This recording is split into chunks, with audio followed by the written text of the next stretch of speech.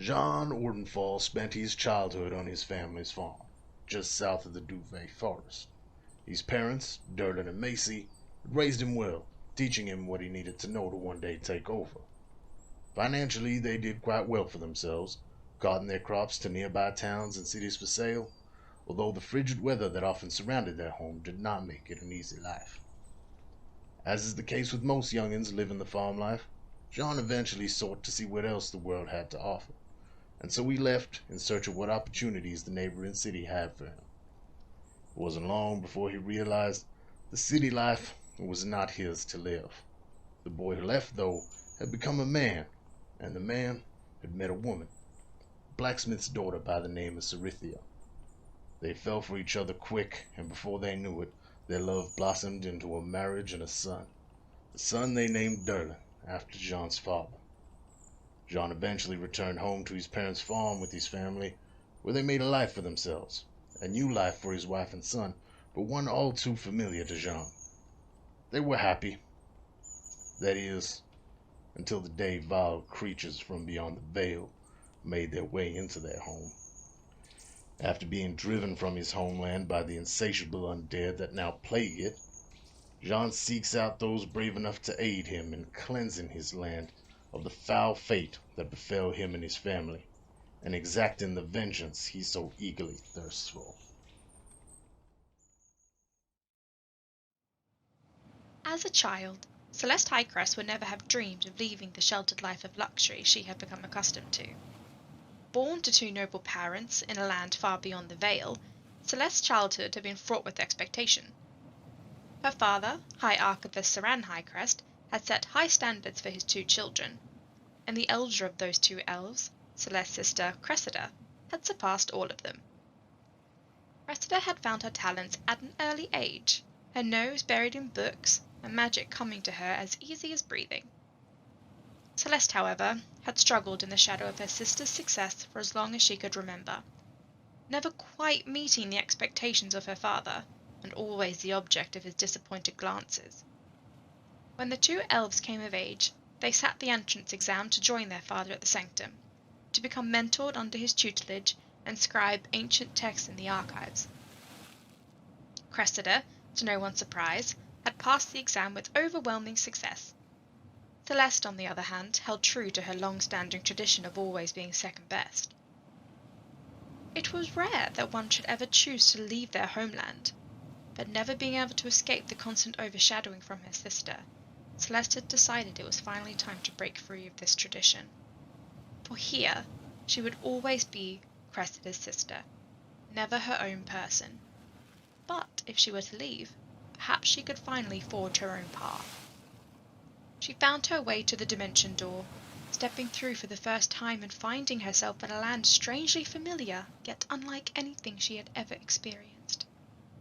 She boarded the first ship she came across, bound for the kingdom of Quell, and spent years travelling these oceans between continents, desperate to find something worthy enough to bring home as tribute to her family.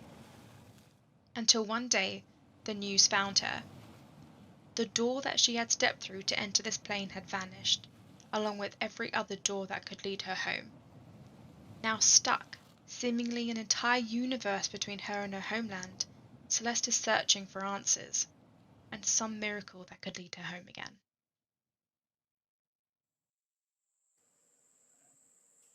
A young half-elf, Tam Corthan grew up working the land with his father and learning herblore and healing from his elven mother. After a horrible childhood accident, he swore he would avoid violence, unless he had no other choice. When the war came, like every Corthan for generations before him, Tam enlisted to fight for his king. During the bloody battle for King's Helm, Tam's selfless efforts to heal his friends caught the eye of the celestial Aethia, and she became his patron, giving him the gift of celestial healing. His courage in battle did not prevent him from drawing the ire of his superiors. His compassion was blind, and he would heal all in need, even the enemy. After the end of the war, Tam worked as a healer in the villages outside Gratvort, hoping to save enough money to gain entry to the Healers Guild. After a series of unfortunate events, Tam finds himself in debt to a very wealthy and very criminal cartel boss. Pinned between his compassion and his new master, Tam tries to make the best of his situation, dreaming of a day where he can live his life in freedom.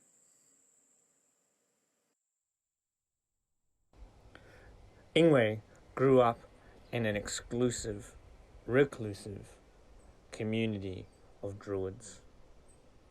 His elders, ancient and wise, one of the greatest, his mother, was a great storyteller, and he grew up sharing their stories. While the community has very strict rules and customs and routines, each member is encouraged once in a lifetime to travel out into the world and experience the trials and tribulations, bring back their challenges to share and to tell the story of the world.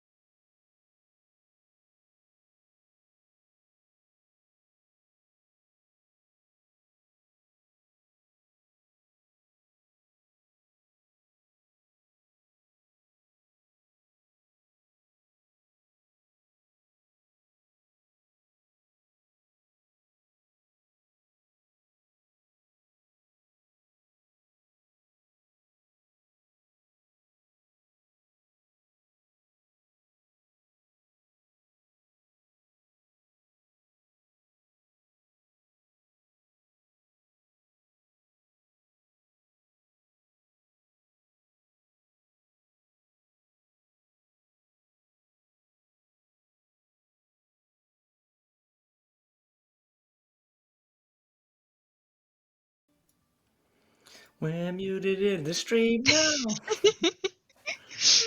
It's been a night for it. It's been a night for Didn't Texas. need to hear us Oh. worry about the sound.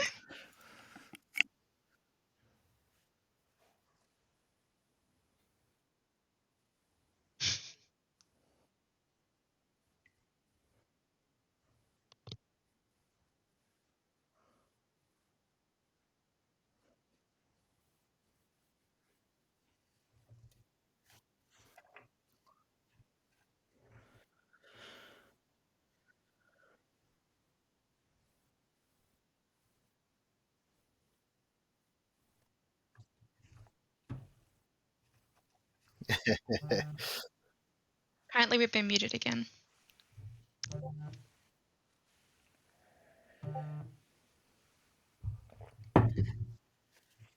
But you are muted on the OBS Ninja. Is that fixed it? Are you? Well, No one needs to hear what happens anyway. It's fine. People can just like start doing sign language. read our lips. Yeah. That's Who my needs next to one, hear? right? The special school that my son's going to is sign language, because one of the things they have to do in the curriculum is learn another language, like learning a second language is compulsory. Interesting, like my wife's work, they do Chinese, and the Chinese teacher is like really terrible. So everyone like next level, like incompetent. No, the Chinese teacher, and but they do sign language as their second English as their second language. There you go. We're back. Seems Yep. we're back. Back.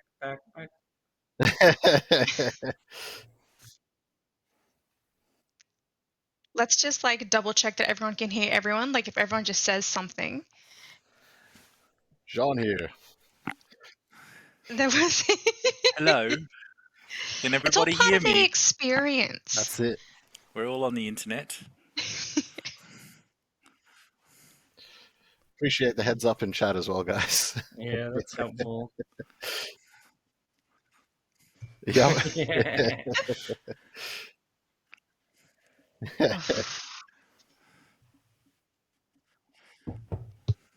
Woo.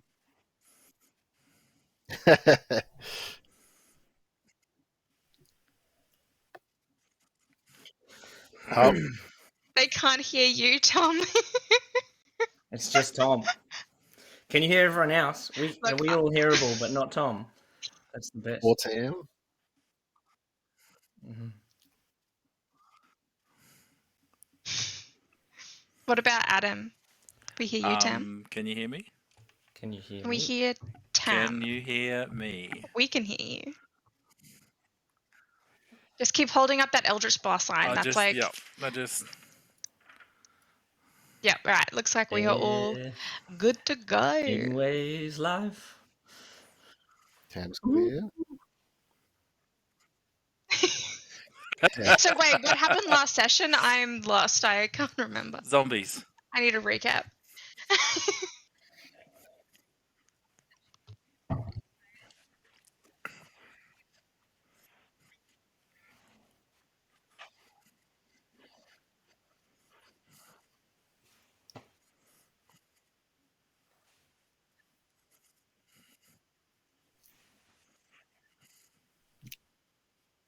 DM's still silent. I just haven't been speaking much. I don't know if that's the case as well. I've just got Jean and DM silent. DM muted, Jean we can hear. Jean Yeah, we okay, can I was hear. just being quiet, so just. Do you want me to do the Stay with it. recap? All Stay right, with so it, Tom. you guys, Yeah. we fought some zombies and we nearly died, and then something about shoved up noses. Someone up noses, and then some chick wanted to like bite Tam. Oh yeah, there's that. So Tam is like making out with this chick, and she's like, "Oh, can I bite you?"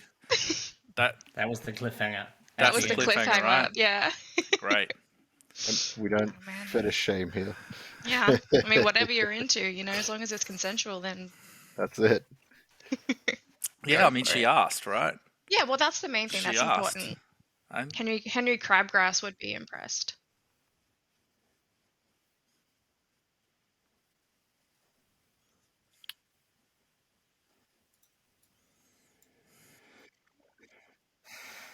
You are still silent, unfortunately.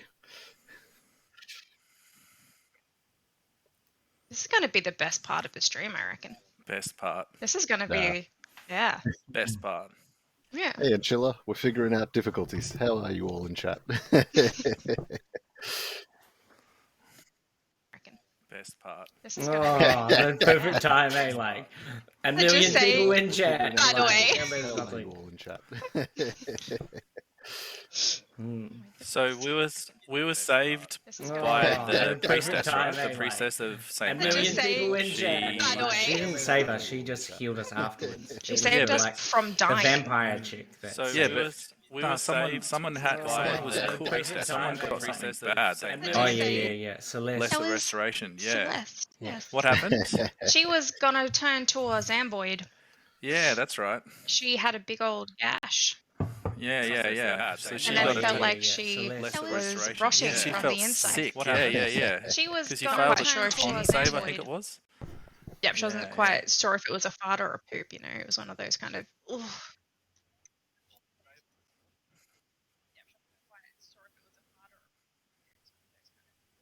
Get all frisky. Can you guys hear Tom, the DM? Can you hear Yeah. him? He's desperately trying to be heard. You need to keep Nope. talking, Tom, Still so not that we coming can through. see if we can hear. All No. frisky. Well, should we just play without the DM Can until you he guys figures hear it Tom, out? the DM? Can you hear him? Let's He's just, desperately trying to be heard. We all level up. So anywho, Yes. John hits level 20s for some reason. And magic items. Tam gets all the magic items. All of Yeah. them. Yeah. And lots of money. They're all magical, Tom. You're not the DM anymore. We are. We control it.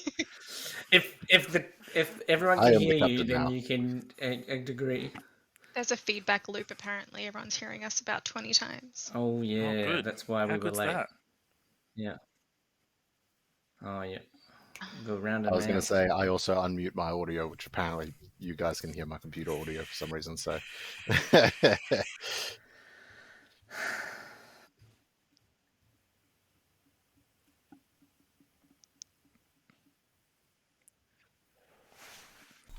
Shall we start again? Oh, you son of a bitch. Fuck you, OBS Ninja. It removed my audio input from my mic and put it to the default. Now you can hear me, or I will... I don't know. Can you guys hear Tom now? Can you guys hear Tom? Risky says, don't be sad, cheer up, DM. Ooh. How do you do? I can't do that. Nestle Wolf, how you doing? That doesn't look like a love heart. How do you do that? I demand to be heard. It's just something you're born with. It's just an innate Well, talent. It doesn't look like a love heart. It just looks It's like a an tail when you spawn with it. Yep. Alright, everyone can... Looks We're like good. we're all good. Golden. Everyone's in. Who wants to play some D&D? Oh yeah, that's why we're here. I thought it was technical support. Technical difficulties, Is that a love Alright, that's heart? a stream. To not the use Turok OBS. curse. That up. I'd like to point out that we probably have 6 people still watching us not have audio. That's pretty good. That's end game level right there. Everyone wants to just watch us do tech stuff. We appreciate you all. So fun. And Thank all you. your aid in that. Thank you very much, Love you everyone. Yes, thank you. Thank so Thank you much. for helping. That would have been a long session. I blame Tom. Yes, it's all my fault. Oh. Should I try with a real recap Yes, again, it's or are we fine. okay with Laura's recap? Did we miss Yeah. anything? No, I don't think you missed anything in particular. No. Laura got it all. Yep, Cool. let's do it. Let's begin where we left off with Tam in almost a chokehold in his bedroom with a young lady who's stronger than him, asking him, "Do you mind if I bite you?" I'm not sure. What do you mean exactly? Well, I mean, I have this thing I do sometimes, and it kind of, helps me out when I've been hurt in combat, for instance. It's, I will only do it if you want me to, obviously, but I can guarantee you that you'll remember it. Okay, so is it going to have any lasting effect? No, it won't. It's just a little catch me up. Well, look, I certainly appreciate you asking. You know what? Why not? Go Alright. to it. This is going to hurt, yes? A little bit, but you might also like it. Perhaps. Well, you only live once. Maybe this might be the end. We'll see. Very well. So you take 4 points of piercing damage. As she gives you a little hickey. Let's just call it a hickey for everyone watching. You see her wounds start to heal rapidly in front of you. As she continues throughout the night. But she doesn't bite you more than once. That's good. And eventually, you find a good night's rest. And next morning comes, and everyone wakes up wherever they were sleeping last night. Which one of you would be the first ones to wake up in a situation like what you just had? I would assume it might be Celeste because she fell asleep in the bar downstairs. That is true. You would have been woken up by the smell of breakfast. Yes. So, Yeah. I guess like as people start coming downstairs and as they start opening up and putting the chairs out and everything, should kind of be up and awake. Radio. She would ask the bartender or innkeeper for a cup of strong coffee. And then I think that should just sit there and wait until someone else made an appearance down the bottom of the stairs. I don't think she'd go anywhere or do anything. She's kind of a little bit, doesn't want to mingle with the people who are here, so she kind of just wants to keep where she is. And you are fully healed from the fight, correct? I think so. I took a long rest. Yep. That should be. Yeah, you were healed. You had the thing removed, and yeah. I So you don't feel have great. gut rot. Is that what you're asking? Yes. No, it's gone. That's gone. So it's all perfect. I feel like Jean would be up pretty early as well, relatively. And I feel like one of the first things he would do is get up, and after sort of his moment of thoughtlessness, I guess, one of the first things he'd do is he'd immediately just head outside and see if he can find that head that he sort of just left there. You cannot find it. It seems like wherever you left it, it is no longer present. Okay. He'd then turn inside and just look a little sad about things, but he'd probably just head over and just sit with Celeste. Not saying much in the morning, just a simple, hey. Morning. So Ingue would have slept in the cart. Okay. Because from memory, there was like we circled when we arrived at the village. We circled up like we were Yes, previously. that's correct. So he would wake up in the morning and probably just chat away to what's the horse's name? The Luna. horse. Luna, that's right. yeah, Jesus. Just a On the name first chat page. to Luna. Yep, she's an old lady, so she doesn't remember too well. She's deaf on one ear and she's half blind, but she is a functioning horse, and she is pleasant, Yeah. which is rare in my world.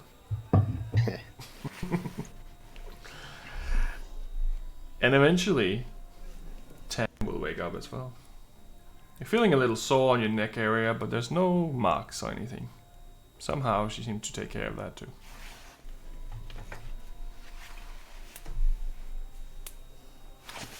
Am I fully healed? Like, do I wake up with that? I still lost that 4 HP.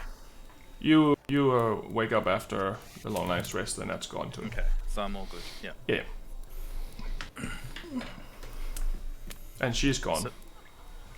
Oh, she's gone. She's gone. Oh, I like her style. So I guess Tam would sort of wake up and sort of throw his arm over to see if she's there, like to think that she's there, and she's not. You know, like you see in the movies, where somebody wakes up and she's like, oh. Anyway, so at that, yeah, Tam will make his way downstairs, kind of looking for her, wondering if she's in the bar downstairs. Is she down there? Nope. Okay. Gone. Alright. Well, fantastic. So I guess he'll just come down and take a seat next to Celeste.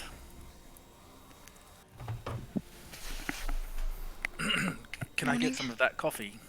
You can't have any of mine. You can go get your own, I suppose. Do you want me to go get you some? Please. Miss, can I get some coffee, please? Something, my friend. Sure. Yes. I can give you some coffee. Do you want some breakfast as well? Sure, yes. Something hearty. And Right. yes. Sure, we have some haggis somewhere. And she walks over to the bar and starts prepping some breakfast and some coffee. So, Celeste, do you know anything about vampires? Do I know anything about vampires, DM? I would say that you can make a history check. See how much you become accustomed to this, because it is a little bit of a different scenario where you come from, but History. Let me have a look. What is that? Intelligence? Ooh. it should be a biology skill, really. Is there a folklore skill? Anatomy 101. That's 17 plus 4 is a 20. No, 17 plus 21. 4. 21. It's pretty good. Yeah, you know about vampires. You know that they like hunt people, drink their blood. Yeah, usually always depicted as evil individuals who are usually hunted down by various churches and burned alive, or worse. That's the general gist of what you know. You have read stories about vampires being the evil guy in all these main plots in these books and stuff like that, but you haven't ever met one that you know of. I know a little bit about vampires and lore surrounding them and things like that. Why? What? Those weren't vampires that we fought last night. No. So, how do you know how you become a vampire? Is it like so? Let's say hypothetically, Right. if somebody was bitten by a vampire, Right. do you think that they would become a vampire? I think there's a process to it. I don't think that it's quite as simple as that. I think that there's like some sort of like blood exchange, and I think there's some sort of like you have to die and then be brought back. Things like I don't think that it's just like have a quick nibble and then Okay. all of a sudden you're sleeping in a coffin. That's Okay, no problem. why. What makes you? Nothing. I was just Did you have a strange dream last night? perhaps. Yes, that's what it was. It was a dream. I dreamt about somebody else, not me, being bitten. And, yes, I just, I had a thought, that's all. Well, it's a hell of a thing to wake up to in the morning, but Yes, of course. Anyway, this breakfast looks fantastic. Well, have you seen the others? well, Jean is Turn. John, hi, John. Back to the table, but seated there. What about Ingue? Has anybody seen him? I think I saw him leave last night, just before I fell asleep, but I haven't seen him since then. He just He's left. out talking to the horse. Probably. I just assumed he was going to go say goodnight to her. I think I was asleep before he came back in, so. Okay. I might go see where he is. Hang on. Right. So Tam will make his way outside, around the When- corner to where the carts are. When Tam walks out the door, Ingwe will call out, "Hey, Tam! Get the others. I've made breakfast." Oh, well, actually, we're actually inside. You made breakfast? Okay, just 1 second. And Tam will go back inside now, not sure what on earth he's supposed to do. And he'll sit down at the table. Apparently, Ingwe's made breakfast for us outside. I feel like I should go and have breakfast with him. So I'm not sure what you guys want to do. Well, it doesn't really matter to me either way. I don't eat in the morning, so. Okay, well, I'm just going to take this, and I'll eat this, and he'll shove the haggis in his mouth and walk out the door and And say, Celeste will follow quickly suit, not wanting to be left alone at the table with Jean for too long. Very fair. Just a quick, awkward, side glance as she just slides out from the table and follows. Jean will sort of look around and just sort of contemplate everything that has brought him to this moment. Deep breath, down what's left of his drink, stand up and slowly sort of make his way outside, and then just sort of stand by the door. Okay. Just looking on to them type thing, or standing a little bit of ways. Fair enough. Well, Ingwe, did you sleep out here? the food smells amazing. Just like I've gathered all the herbs that you taught me about the lamb, and he's sitting by the fire, and he's got the same setup that we had before, and you notice so he's munching away on a nice chop, and you notice it's quite a purple tinge to the meat, and doesn't look like lamb. It smells lovely. What have you managed to cook up here, Ingwe? Oh well, I got some meat yesterday, and I thought I'd cook it like you taught me how to do it. It smells wonderful. I can smell rosemary and maybe some sage. It smells quite nice. Okay, I'll take a seat. Have you cooked any for me? Yeah, sure. Help yourself. I'm Would very you like some, hungry. Celeste? No, thank you, darling. I don't eat before 12 o'clock. Oh, no worries. I'll save you some for later. Oh, thank you. I John's appreciate going it. to start making his way over to the group slowly, sort of having a bit of an inkling as to what's going on. Tam's going to wave a chop at Jean. Jean, look, Ingue cooked. It smells lovely, and hang on. As he goes to take a bite, I'm going to try to smack it out of his hand. If I can. What's... Is there a problem? Look, I thought about letting you eat that. You should know, Ingwe, we're going to chat about this. This is one of those things. I'm pretty strong of the mindset that that's our friend over there, and I'm going to point over towards the dried carcass, which I assume is still out there. There's still pieces left of it, yeah. Notice how that thing's been gutted? Ingwe, did you cook the spider creature? Of course, yeah. Yeah, I thought... Ingwe, we... Perhaps John's right. Perhaps we need to talk about what we do and don't eat, I guess. John, can you... I don't... Yeah. Ingwe, have you already had some? Yeah, it's a bit chewier than the one we had yesterday. This one does have to wonder what it tastes like. I can see that you're really upset about this. What? No, I'm not upset. No, Ingwe, don't get me wrong. You've done a fine thing cooking us breakfast, and you've done an excellent job. I'm just a little concerned about some lasting impacts of eating a creature like that. Some meat is not fit for consumption. Can I just... and Tam is going to examine the meat. Can he tell if there's any kind of poison left in it or anything? Can make a investigation check, I guess. Medicine check. Can I get when a I medicine? see him making the medicine check, I'll say, "Oh, it's all right. I checked it with magic. I can find out if it contains any poisons or diseases." And then I got rid of it was a bit odd, and I got rid of all the poison and disease. I do that every time we go to eat to make us all safe. Like last night, I made sure that our drinks were safe because they have poison in them too. Hang on. Would you cast that at the bar? Every time we go into a bar.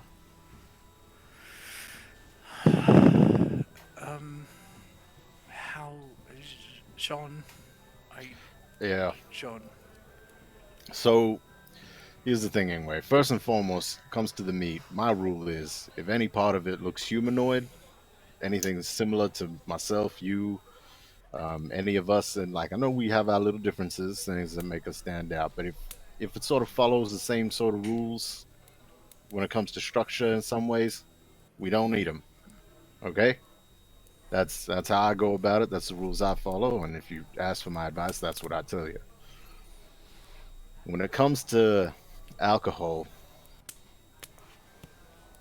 how do I put this? There are certain poisons which are okay when ingested in smaller quantities. And alcohol is one of them. Okay, so you don't want me to do that. But back to the humanoid thing, right? Because she had 10 legs, so she wasn't humanoid. Yeah, but if there's a decent semblance of humanoid there, we leave it. Like from the waist up, that looked like a person, right?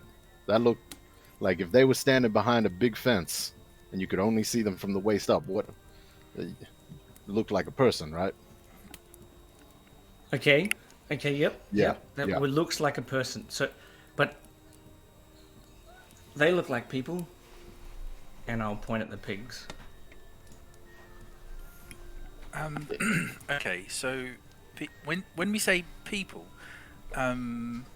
we mean like us, walking, talking. They're bipedal. We have two legs, and we walk on two legs, and we have two arms, and we hold things, and we move things with our fingers and our thumbs, and it's something that you, maybe not you, because you can talk to animals, right? Whereas Jean and Celeste and myself, we don't talk to anything other than humans unless we speak their language. So for us, there's certain things that are like us. I understand for you it's a little bit different because you can change into animals and you can talk to them. Perhaps that's not why you didn't eat them in the first place, but for us, it's a little bit simpler. So if it looks like us, not like those pigs over there, you see those pigs? That's bacon. For us, they're not like us. They can't speak to us. We can't speak to them. I don't know if any of this is making any sense. It's also confusing. I Okay, know, and so how do we know? I'm confused too. I'm confused for you. I'm not Wait. sure I understand. Farmyard animals, cows, chickens, ducks, pigs, all good to eat. Anything outside of that, maybe run it by us first. I just think I won't eat any people. I think I'm gonna That's stop usually eating. a good rule of thumb, is not eating Yeah. people. Do you mean Yeah. not eating any animals either, Ingue? Yeah. Yes. Yeah. Yeah. I think they're Because people too. Animals are people too. Yes, I was thinking that. Well, look, I completely sympathise, especially considering that you can speak with the animals. Yep. I sympathise. I completely support your decision. So last night we decided that we were gonna kill all of the zombies and the dryad, and we Yes. did that straight away. Without, Yes. like, when we killed those people in the room, we gave them a chance before we started killing them. Yes. How did we know that we had? I mean, John knew straight away. John, when you saw them, it was, I could see that it was time to kill them straight Yeah. away. Well, how do we know what we kill straight away? How do we know what's enemies? If it looks like it's rotten and it's still moving, you kill it. So That's my dead, simplest rule of thumb. if it's dead and come back to life. Okay. But it was also attacking that little girl, do you remember? Like, he was already attacking that girl, so the only way to stop it attacking people was to put an end to it, unfortunately. Yep. Do you understand? Do you understand good and evil, Ingue? That I think that's what I'm trying to work out. I think that eating people is evil, and we've been doing it since I got here. So it's just a bit confusing for me. Of course, I understand. These are cloudy waters. These decisions. I've read in books. I believe they call it ethics, and it's a quagmire, Ingue. It's a quagmire, and we all have to draw a line in a different place. And I guess for some of us, like Jean, his experience has shown him that these walking dead are awful, and they hurt people, as we saw. So, in that sense, we make decisions based on what the outcome might be, and if in this case this zombie creature is going to hurt people and us, then we understand that act is one that's wrong. Okay, so I've heard about this. There's this story about this that my mum tells about. I think it's a make-believe story, but there's a man called Strahd who was the ruler of a place, and he was a vampire. So, Yes. but they're dead, and they come back to life. Yes. So, do we kill them? In We've most encountered cases, them. yes. If Okay. if their intentions are evil, if you understand what I said about the impact of their existence, if their intentions are to do harm to to us or to other people. If it's intentionally set out to hurt people, then we have to make a decision. Do you understand? Yeah, I find. If Yep. if Okay. Strahd, for instance, was this gentleman you speak of, if this person meant us no harm, if he meant nobody any harm, if he was how should I put it, benign, then he wouldn't be evil. Do you understand? Yeah, it confuses me because of the eating people, like Yes. those yes. people over there I can see. pointing to the pigs. I can see how that would be a problem. I really can. On a very personal level, I can see how that would be a problem. Okay, I get it.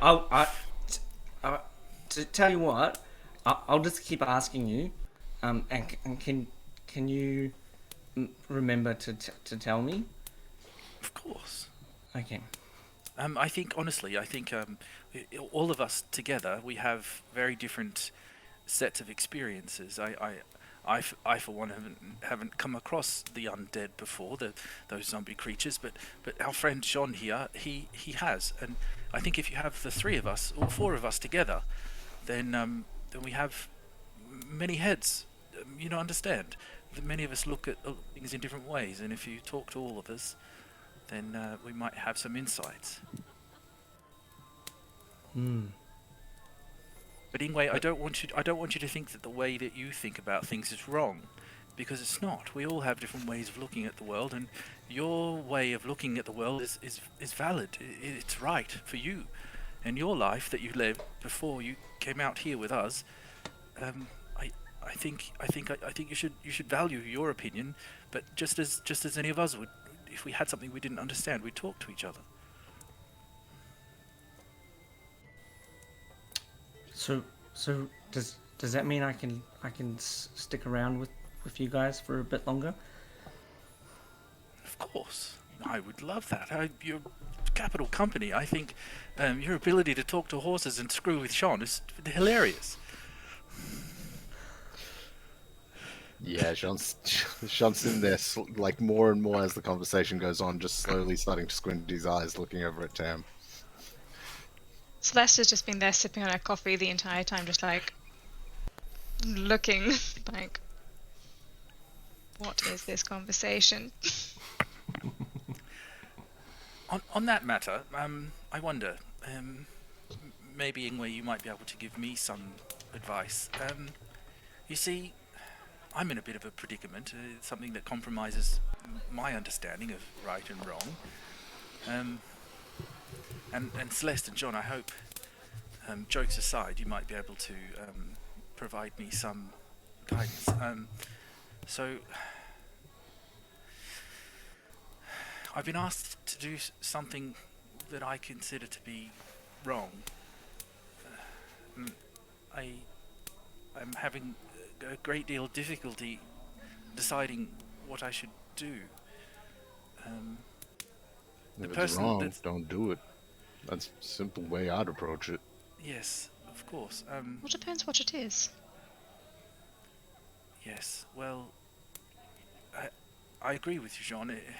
I'm not one for doing the wrong thing. I've spent my life trying to do the very opposite of that. I'm not one to wade into violence unnecessarily or do any harm, really. However, so I have some measure of ability that is provided to me by what you might call a friend.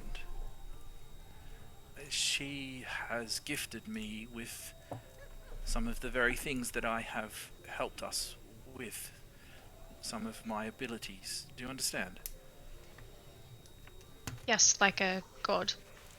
Your little friend. Perhaps, yes, Sonos, yes, that's right. So Sonos and some of my other abilities, not so much a god, Celeste. Like an elder? Yes, like an elder. So she doesn't like to be called a god. She doesn't like the mention of gods, actually. She gets quite testy on that, actually. she is the reason that I can do all of these things, that I can help all of you, that I'm a part of this group. She's asked me to do something that I find difficult. I am not sure what to do. Well, it might help if we know what it is that you've been asked to do before we can give any sort of insight as to whether or not you should do it. Yes. So, yeah, yesterday when we were in strife and that young lady from the Temple of St. Manon helped us, you remember? Vividly. Very familiar. Yes, so my friend has asked me to destroy the temple. Okay. Why? So I can see that. So she's a person that's against gods, because I know this one. The people that follow gods think that they're good, but if their gods aren't good, then they go to war. In history, there's been lots of wars because one set of gods wants their people. So is your person on one side of a war with the gods? Not exactly. I think it's more. I think it's a little less. It's a little less valiant than that. I'm afraid it seems more like competition, actually. DM, if I may ask, would Jean know about Saint Manon? You can make a religion check. Alright. Ooh, that's a roll. Oh, they always are. They're usually not good Oh. for. You have heard that it's some religion where some people tend to help the poor and weak. That's all you really have picked up on. And you know that they wear purple outfits in different grades of purple. They're also known as the Lavender Church. I imagine I would have learned most of that here, seeing the priest in the purple and that. Yeah, potential. But they are like quite widespread, especially in the area where, not specifically where you lived, but kind of close to there, and they are. Okay. They like to So travel basically, I around know- and do missionary stuff. Yeah, like- they're missionary types. They like to help people. Yeah. Okay. Fair enough. Yeah. Sean's gonna sort of look at the other two, and then look back and be like, "Why even entertain the idea? Aren't they good people?" I believe so. Yes, I've worked with the followers of Saint Manon on the battlefield and in hospital after wars, and from everything I've seen, this Saint Manon is a benevolent god, and I've never had any reason. I entertain the idea, Jean, because she is my leader. She's the one who's provided me with these things that I can do. Do you understand? I understand. I seem to be doing all right without any powers. Sounds like a piece of shit of a leader to me. Well, hang wanting on. to do these terrible things. What reason did she give? I mean, did she just say go and destroy it, or did she say? Yes, that's Due to- exactly what she did. Well, She then did. She maybe. just said just destroy it. Well, She didn't provide me any justification. No, I'm only judging because of what she said previously about not wanting gods and about something about ratings. I'm not really sure I understand, but it's very confusing. I never met anyone like her before. well, then ask. Ask. Yeah, like, who told you to do it? Surely you can just go, hey, remember that thing you told me to do? Might I have a crumb of context? Or do you have to follow blindly any order that you're given? I don't know. This is all quite new. Maybe I could ask. I feel like we could tell you not to, but ultimately the decision will be yours, and any consequences that come of that decision will also be yours, and we will not share in that, most likely. being aware of what there is, I'll tell you what, I'll be part of those consequences. What do you mean?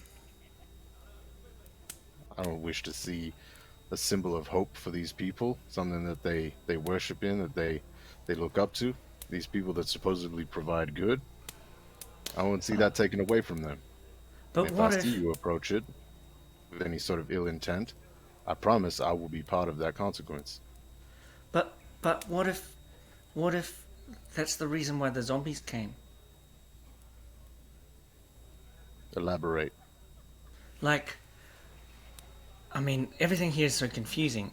So maybe if Tam's person knew what was going on and knew that something in the temple was bringing the zombies here, and they destroyed the temple, then the zombies would stop coming here. Would that be good? Would doing a bad would destroying something good, if it was doing something bad, be good? Sure, but if we don't know and we simply take it down, taking away the hope of these people without any change of outcome with these beasts, would that not be worse? Well, in my mind, there's like a hierarchy of bad things, and killing people is at the top, and then like burning things is at the bottom. Of the Like, bad. Well, stealing things would be below, or destroying things. I mean, somewhere down here in terms of what's good and bad. If the zombies came and killed people, and there was a good thing that was bringing the zombies, and we destroyed it, that's not actually that. Like you said, it's a symbol of hope. But you can have new symbols. You can't have new people. Well, as Tam said, I mean, at the end of the day, it's all speculation until we get answers, whether, like, what the reason is. So I think your best bet is to just reach out to whoever it is, via whatever means you have available, and just say, hey, quick question about that thing, weigh out the pros and cons, and then make your decision from there. Based on the facts that you've given us of, should I destroy this holy temple that is a symbol of hope and light to these people? We're going to say no. But I think there needs to be more reason than just, I was told to. I wonder, Ingue, something you said, it rang true for me. Maybe if you could talk to this priestess and find out if she has any knowledge of what's going on here. Maybe whilst I go and speak to my friend, you could speak to the priestess and find out if there's anything else. Because at the end of the day, if my lady tells me I must, my hands are tied. I'm not sure. I'm not sure what I should do. What she could punish me. She could kill me. She could kill all of you. I don't understand what I'm supposed to do. Maybe if you go and speak to her, if you speak to the priestess and I speak to my friend, what do you think? Sure, I can have a look around and speak and see if I can find out why someone might want to destroy the temple. As this conversation is happening, you all feel a burning sensation on your forearm again. And Tam, I need you to make a wisdom saving throw. All of us feel a burning sensation. Yeah, but he's the only one who needs to make a wisdom save. Is this the forearm with the marks? Yes. What were the marks from again? That was That vision. from the pulsing The orb. thing Oh, from the that ball. drew us in. Yes. You guys went to the Yes, yeah.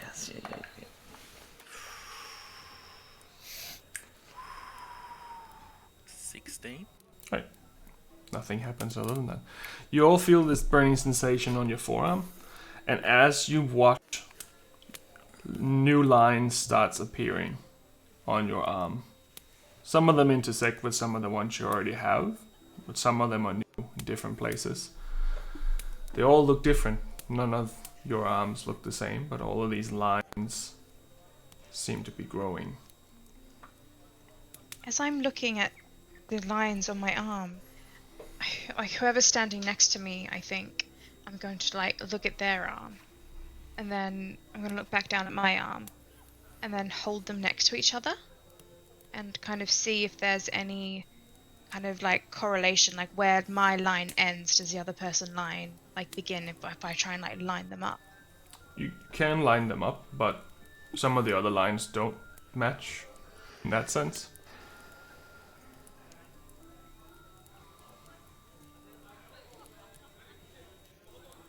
That's Guys, did you feel that? Did you feel? Oh my goodness, it's gotten worse. Ingue, Celeste, John, has yours? Yep. Did you feel that? yes. Yeah. The quantity of lines that you had from the first experience and the quantity of lines you have now seem to have doubled. So, not just doubled from what you had, but you have 3 times as many lines as now as you did to begin with. I do. Can I get a bead on is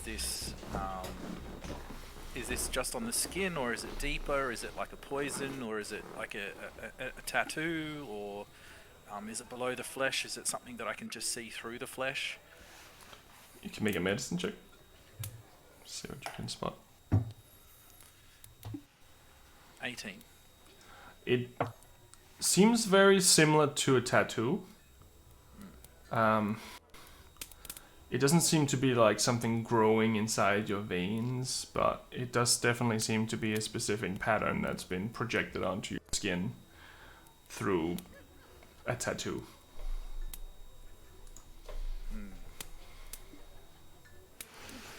What do you think this means? We think back to when it started, Celeste. Yes, I the vividly ball. remember. The ball, and you guys went somewhere, yes? Yes. Sean just keeps looking between his arm and Ingue while this conversation's happening. And if whatever it was, the ball has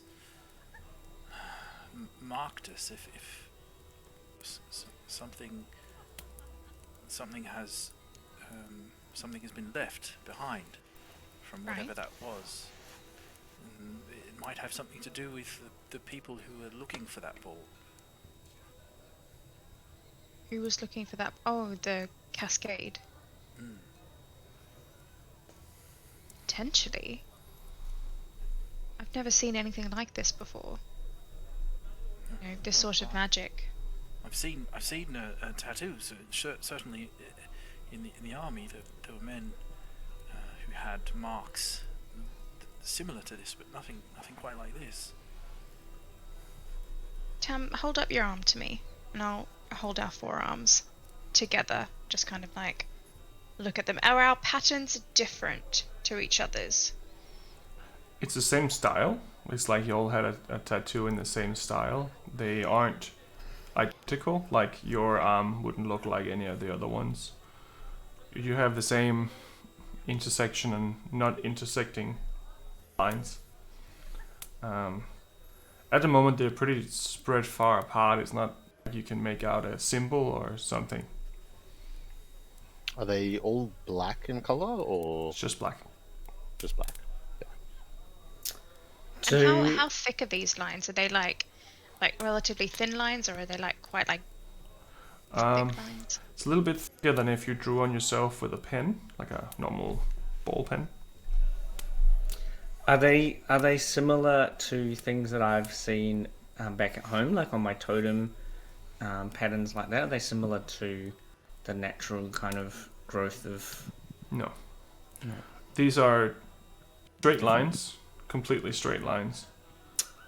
Yep. And where they form intersections, they become like this or this and stuff like that. It's completely symmetrical. It's not like it's rounded shapes as a natural occurrence, if that makes sense.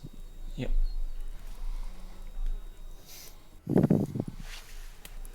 So, Mr. John, Anyway,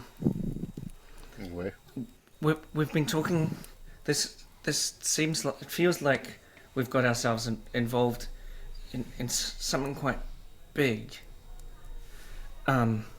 So from all the stories and the stuff that I know about what I'm here for, one thing that I've thought about is trying to, as much as I want to experience all the things that are out in the world, like eating meat and drinking alcohol and sure. singing songs in the bar, and I think I want to prioritize the important over the mundane. And so, like, for example, I really want to, in the night, release those people over there, and but I think that because you all think they're farm animals, that would create problems for me of a mundane level. So I'm trying to work out. For you on a bigger level, depending on what the laws are here. Yeah, because they think I was stealing them. Yeah. Correct. People wouldn't have food. Simple idea of if someone else is doing something, so long as it's not hurting someone else, it's not against the law. Generally speaking, best to leave it alone. If you begin to force your views upon them and your beliefs by sort of simply acting on them, you could potentially cause issue because they may not believe in the same things as you. And who's to say who's right? Well, yeah, that's what I'm trying to work out.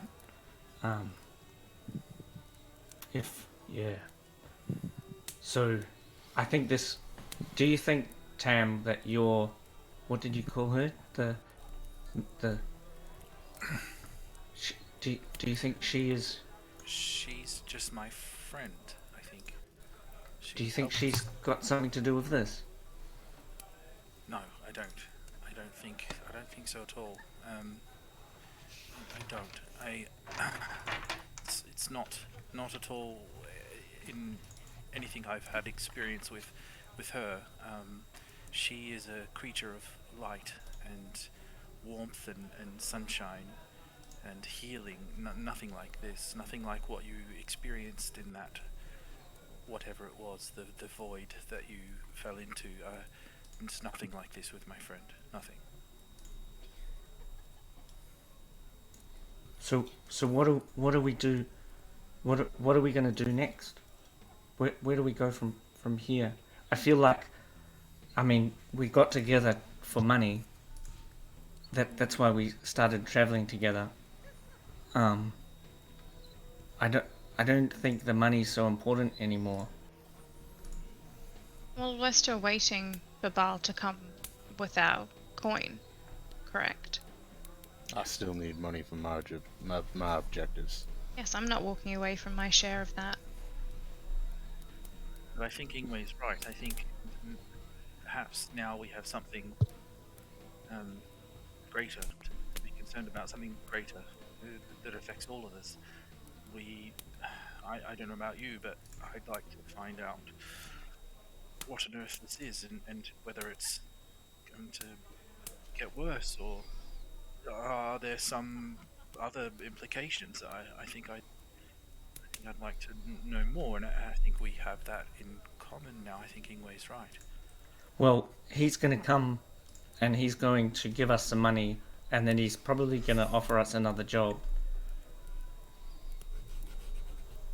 John's going to slowly turn towards Tam, look down at his arm and look back up and just... What was your vision again? I didn't have one. I didn't go there with you. Looks over towards Ingwe. It's interesting that you bring up his friend as a possible thing. Possible source for this all. And we've all had visions. I don't know the exact details of yours, but I can tell you mine has been in the back of my mind ever since. And you just didn't have one. What are you saying? I'm marked in the same way that you are. If it was my lady, I don't know why she would mark all of us. She already has control over me. I don't understand. Why would she want to do this to you? Well, to Things going on. get control of us too, is. I mean, she's already shown her inclination towards bringing down potential other beacons. And there's I no don't- way I for don't us to think know that- you didn't have these marks beforehand. No, there's not. You're right. But I don't think that she is very much concerned with you guys. I don't think she has any interest in your affairs. I don't think she needs. I don't think she needs it. I think she. I don't even know that she needs me, but I think that what I have already is something that she wants. I don't know that she has any reason to want to control you. I don't see what purpose that might have. But you know what? I don't know. I would have to agree. I don't understand, and I would like to know as well. I don't. But I don't think that the ball, that beacon that we found, and whatever happened to you, I don't think that has anything to do with my friend. I think that's something else altogether, and I think we have an explanation for that. We have a motive and a source. We know who was interested in that, and I don't think that has anything to do with my friend. I think we know who wanted that thing, and then we know what they were prepared to do to get it. They were prepared to commit murder and do awful things, and I don't think that has anything to do with me.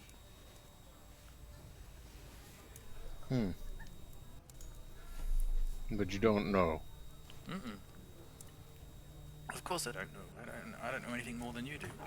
I certainly know my friend, and I don't think that she's, despite what she's asked me to do, I don't think she's actually evil. I think she just has different desires, different expectations. It's not possible for one of us to speak with them by chance, is it? No, I mean, you could try. You could try. How do you talk to them? I haven't really. I've prayer. I mean, I've asked. I speak to her, and I offer her my love and my affections and my obedience.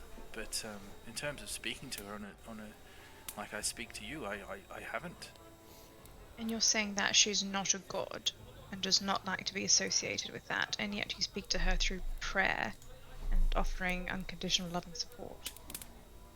Yes. I'll Well- be honest with you, I've never heard of anything like that. Who also Well- grants you powers. I mean, and he pulls out his Ingue pulls out his totem. Before I go to bed, I talk to the elders, and I don't know if they're listening or they're not listening, but they could be. So, I think it's like that. The elders are good. I think this lady sounds like one of the elders, but for you, it's where I come Never from. put It's very put common. much faith in gods. They're not gods. The rest. They're just very wise people. I don't like to put my trust in things that I can't see. I think that's where the rub is. But don't you trust your family? No. You don't. Oh. Sean definitely. To be honest raises with you, an I eyebrow don't really trust anyone but myself. Tam, you hear in your ear as Celeste says that. Oh, that's a bit harsh, isn't it? And Tam will answer telepathically, of course. I do think I want her family. I mean, she seems a bit sad. I agree. I think. Yes, I think she's been hurt, perhaps. Not like you were hurt last night. Oh boy, nice work. Freaking perv. He's a little pervy boy. Nope. He is a pervy little boy. The peeping Tom. You have a peeping Tom on your shoulder. And he's fucking invisible. I have no idea what he's there. He just fucking pops into my head just when I'm... Yeah, so... Celeste, I understand that you don't have any faith, but to be honest, I this is new to me as well. But she has appeared to me in person, in the flesh. I met her, and I had a conversation with her, and I signed a document with her, and I Pledged your soul. I That's what it sounds like. Yes, that's kind of what happened, actually. Oh, actually. Yes. So what I'm gathering is that the question you asked before, should I do this or not, you kind of have to. If you've... Yes. You see my problem. You see why it's not quite as simple as John says. Seems pretty I simple to have me. very little Made the experience decision. in this field. Look, I'm beholden to this person or being. I have no reason to believe that she is good, but it seems that what she's enabled me to do is good. She gives me the ability to heal, and to make me a better healer to help people, and she's told me that's what she wants me to do, as well as, unfortunately, messing with the gods for some reason. She seems to have a particular problem with the gods. I don't think she doesn't want me to hurt any person. She doesn't want me to go out and do harm to people, but she doesn't like the gods. I'm not sure. But yes, look, I think that I would like to find out more about this group, the Cascade, and I think that they might have some more answers for us. You know how easy it's going to be to track down members of some notorious thieves guild. I don't think they have, there's no waypoint on the roads. Cascade this way, But we are, we have a unique set of abilities, all of us. We seem to be able to handle ourselves thus far. I think that together we have more of a chance than alone, yes? Seems like it's really a question of loyalty. I think that if you were to ask me, would I come with you if it was going to do harm to my home, I would be loyal to my home. It also seems like Mr. John has a lot of loyalty to his own race, over other races, and you've described to me loyalty to people that look like humans over other people, and we have loyalty to the living over the dead.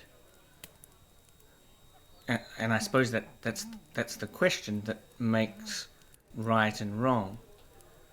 Is this the subject of gods then? And I know lots of stories about humans killing other humans from loyalty to differing gods, and there's even lots of stories of humans killing other humans out of loyalty to elders they call kings, or emperors or chieftains.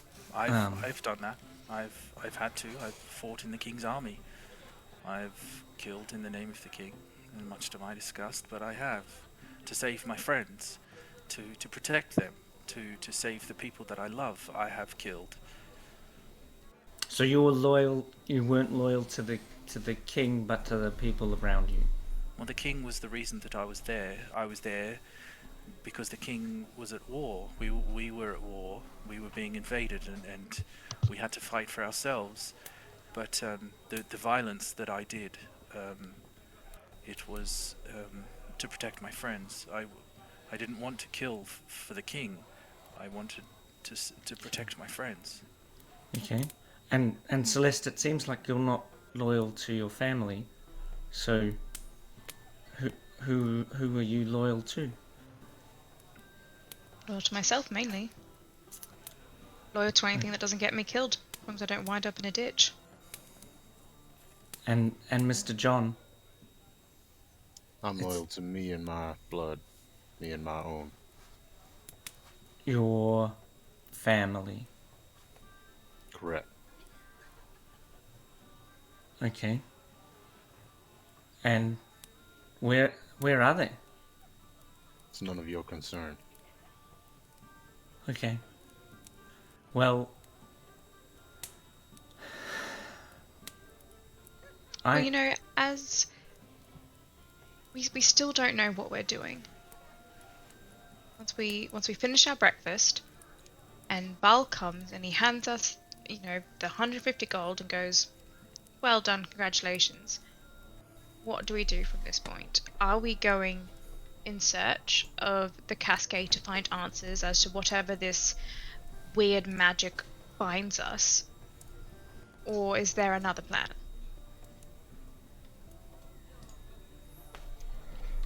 I'll say we speak to Baal first and go from there. I have no idea what the hell to do next, I'll be honest with you. That's where I find myself at a crossroad. At this moment, I find myself at a crossroad because I have lived dangerously, I suppose you could say, before, but not to this extent. And I've never attracted more trouble in my life than the past 3 days that I've spent with you. And so I find myself at a crossroads currently, whether or not to continue down this path. And while yes, it's exciting, as I said, I'm loyal to anything that doesn't kill me. And while there is obviously something that happened to us in that room that has bound us together, I'm not sure what lies beyond that door if we go through to open it. I'm just saying what I'm thinking. No, I see what you're saying. Makes a lot of sense.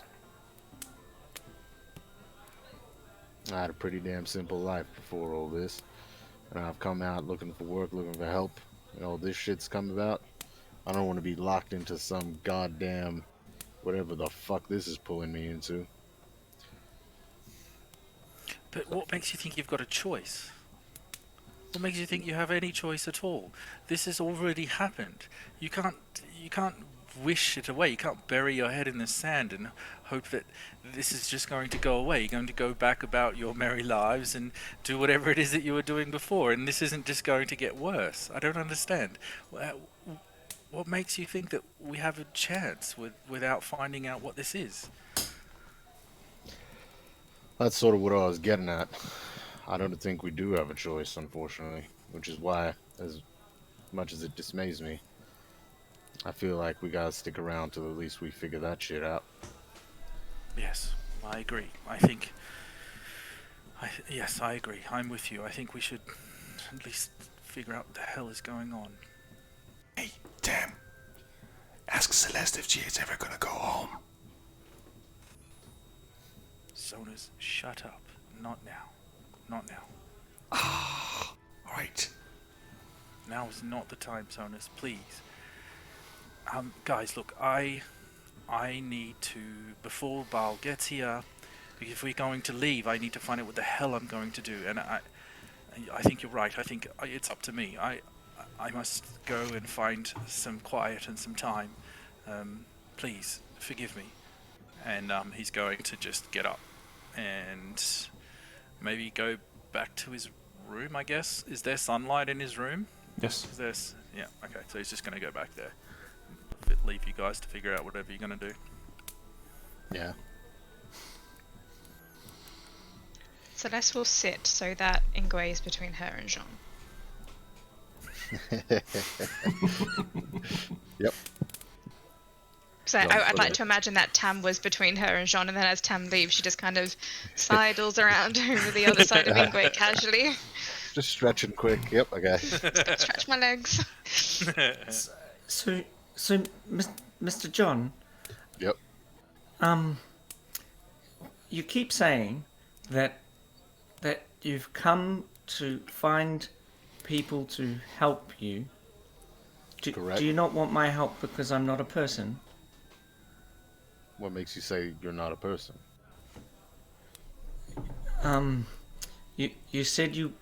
Let me just get the words right.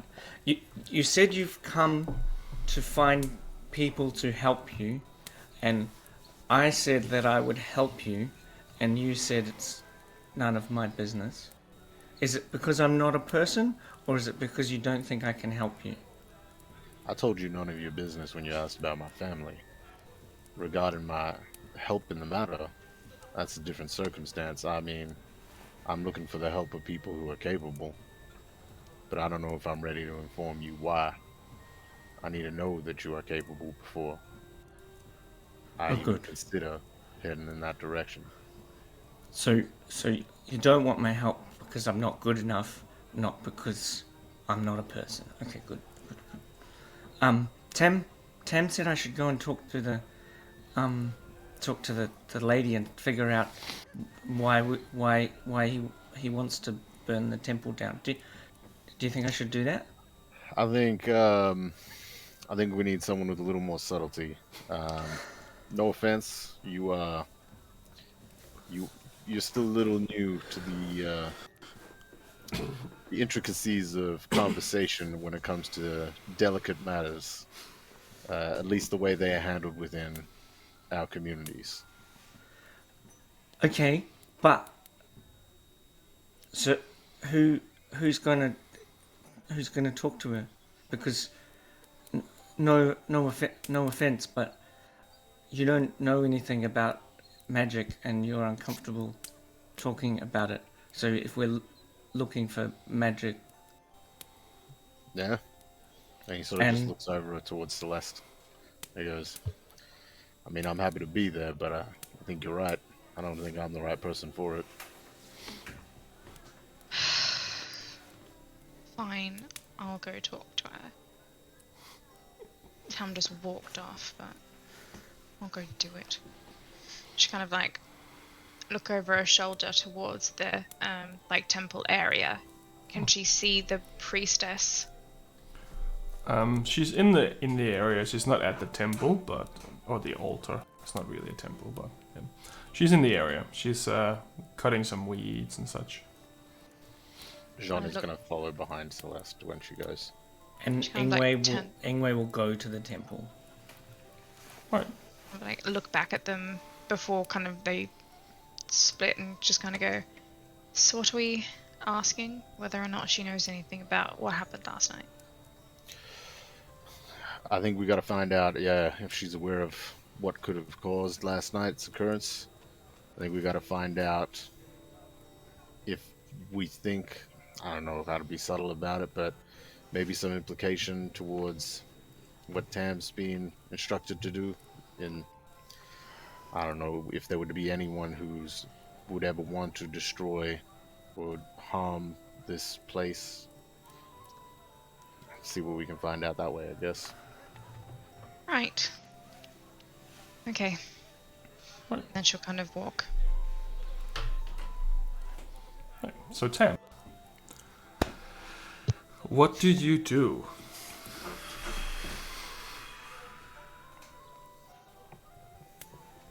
I think Tam will sit in the sunlight with the sunlight on his face, and he will say, Sonos, I know you're there. Sonos. Is it okay now? Yes, Sonos, yes. That's cool, but what's up? Sonos, I need to speak to her. Okay, well, don't you have the proper channels to do that? I don't know what they are, Sonos. Oh, just like fold your hands and pretend like you're doing a big poo and then just say some words. That's what I've seen everyone else do. So, like this. I like this?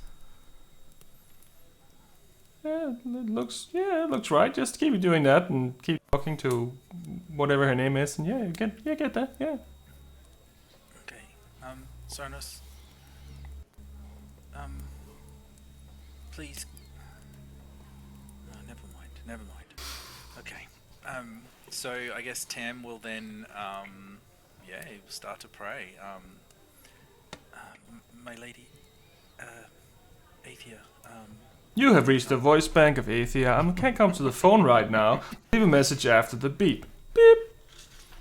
my lady, please help me. And you feel a tap on your shoulder. It's Vartex. The little man from the interview is standing right behind you. Yes? Vartex, thank you for coming. I don't know what to do. I'm torn. You look like you're in perfectly good shape. That was a joke. Yes. Funny. I wanted some advice from the lady. Right. I was hoping that she might come and help me. I'm not sure. Alright. I will see what I can do. Give me a few minutes.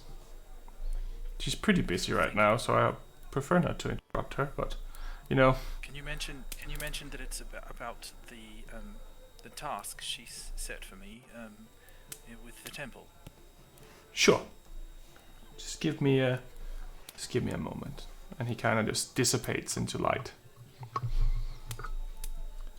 And you hear a voice. Yes? Is this Michael?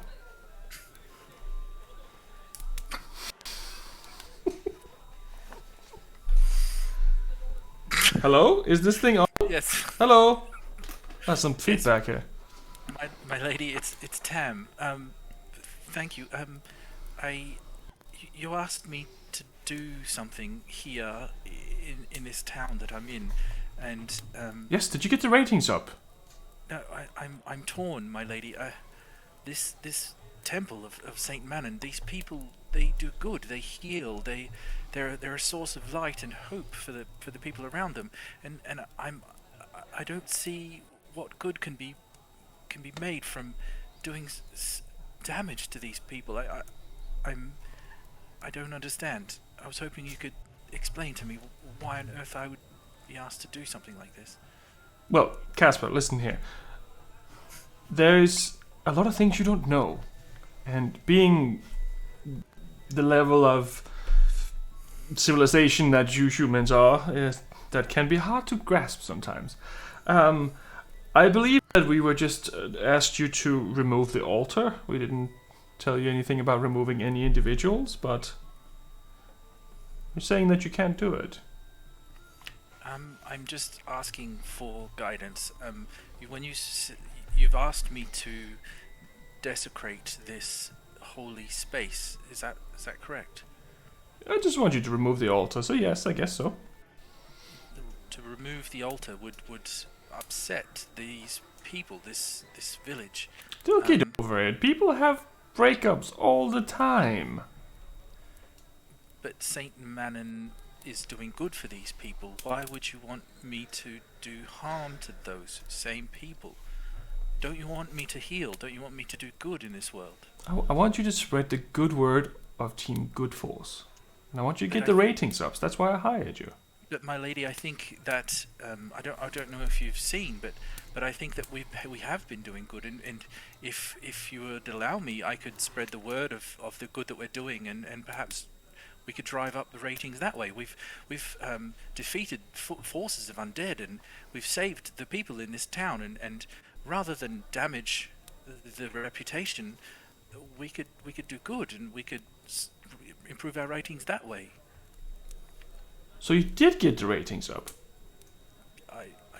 I'm not sure, my lady. I don't understand what the ratings are, but I think that we've done good things. We've defeated many foes and saved people.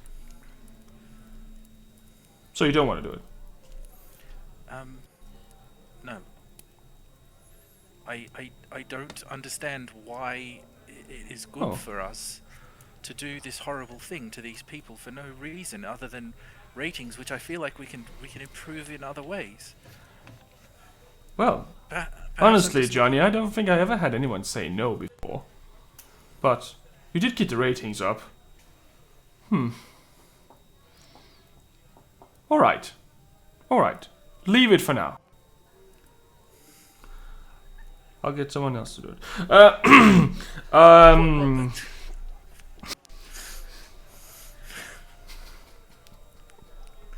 Thank you, my lady. I appreciate you taking time out of your busy whatever it is to come and help me and to Yeah, answer it was my a very, questions. very nice bath.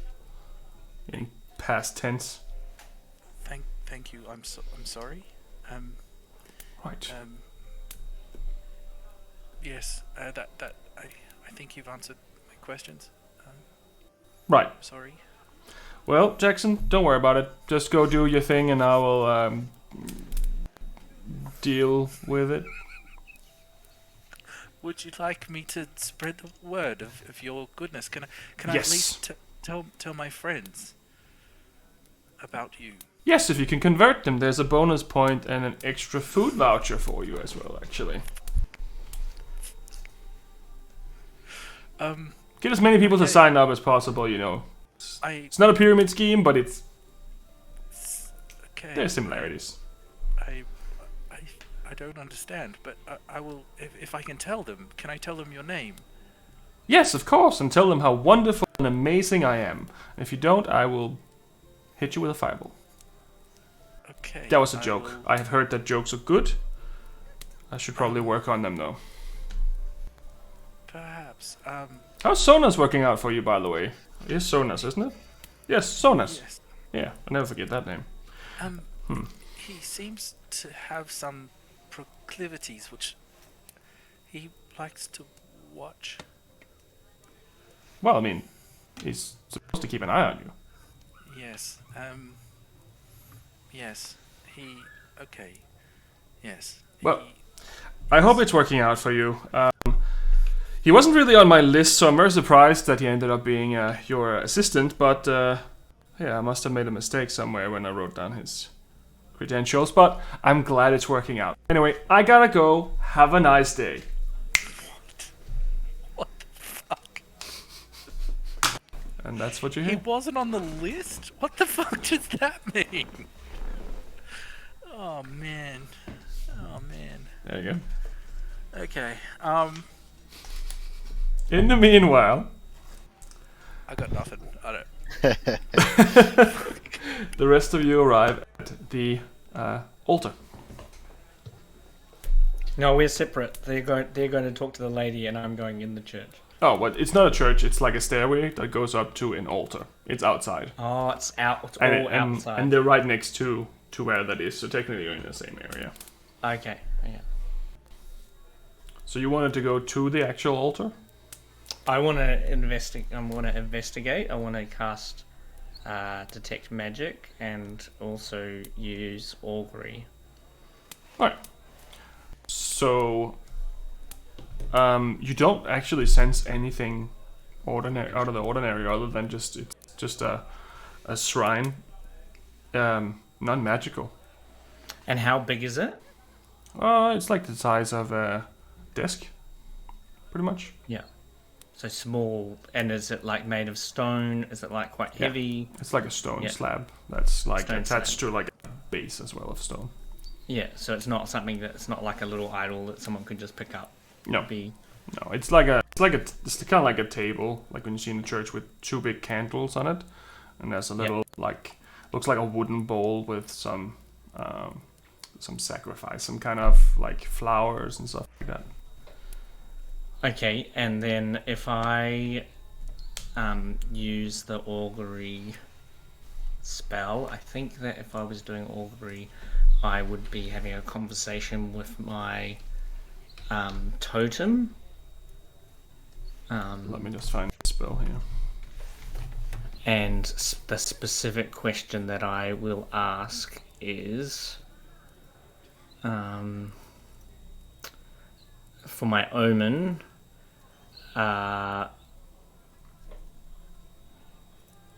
would be whether, taking the thing is good or bad, or both good and bad. So your question has to be yes or no, I think. So what is your question? Is you want to Is take it good take it or bad?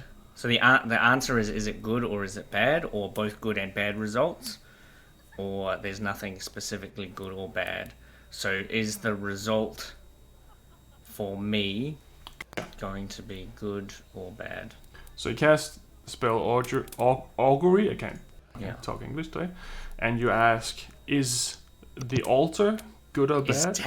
Is taking it good or bad? Okay. Technically, you can't take it because it's so big. But that's what you want to ask. Yeah. Yep. Okay. Good and bad.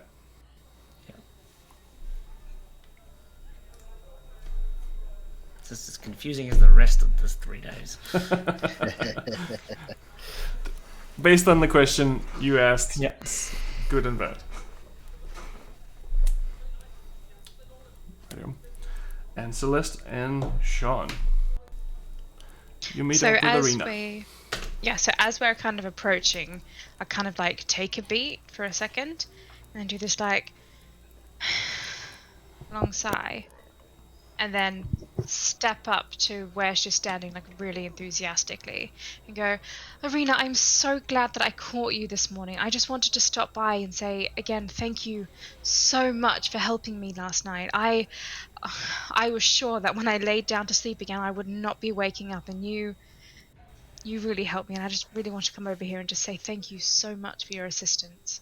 Oh, well, I'm glad that you're alright. I'm glad that you're here. I'm sorry, I'm just cutting some weeds. It's not a lot of, you don't have a church or anything, but I'm glad you're alright. That's why I'm here, to help people and to try to spread the good word. Do you take care of all the landscaping and the gardening around the altar here? As much as I can. I mean, I do have some help from some of the locals, but most of it I like to do myself. No, it looks beautiful. I think you've done an amazing job. It's a work in progress. Just wait till summer. I'm sure that it will be full of purple flowers everywhere. That would be amazing. Oh, that would be beautiful. You know, I heard lavender grows really, really well in these types of conditions. I think that would really, really match in with the whole, like, theme. Right. I will give that a go if I can find some lavender. It's probably... shouldn't be too difficult. Thank you. Oh, you're very welcome.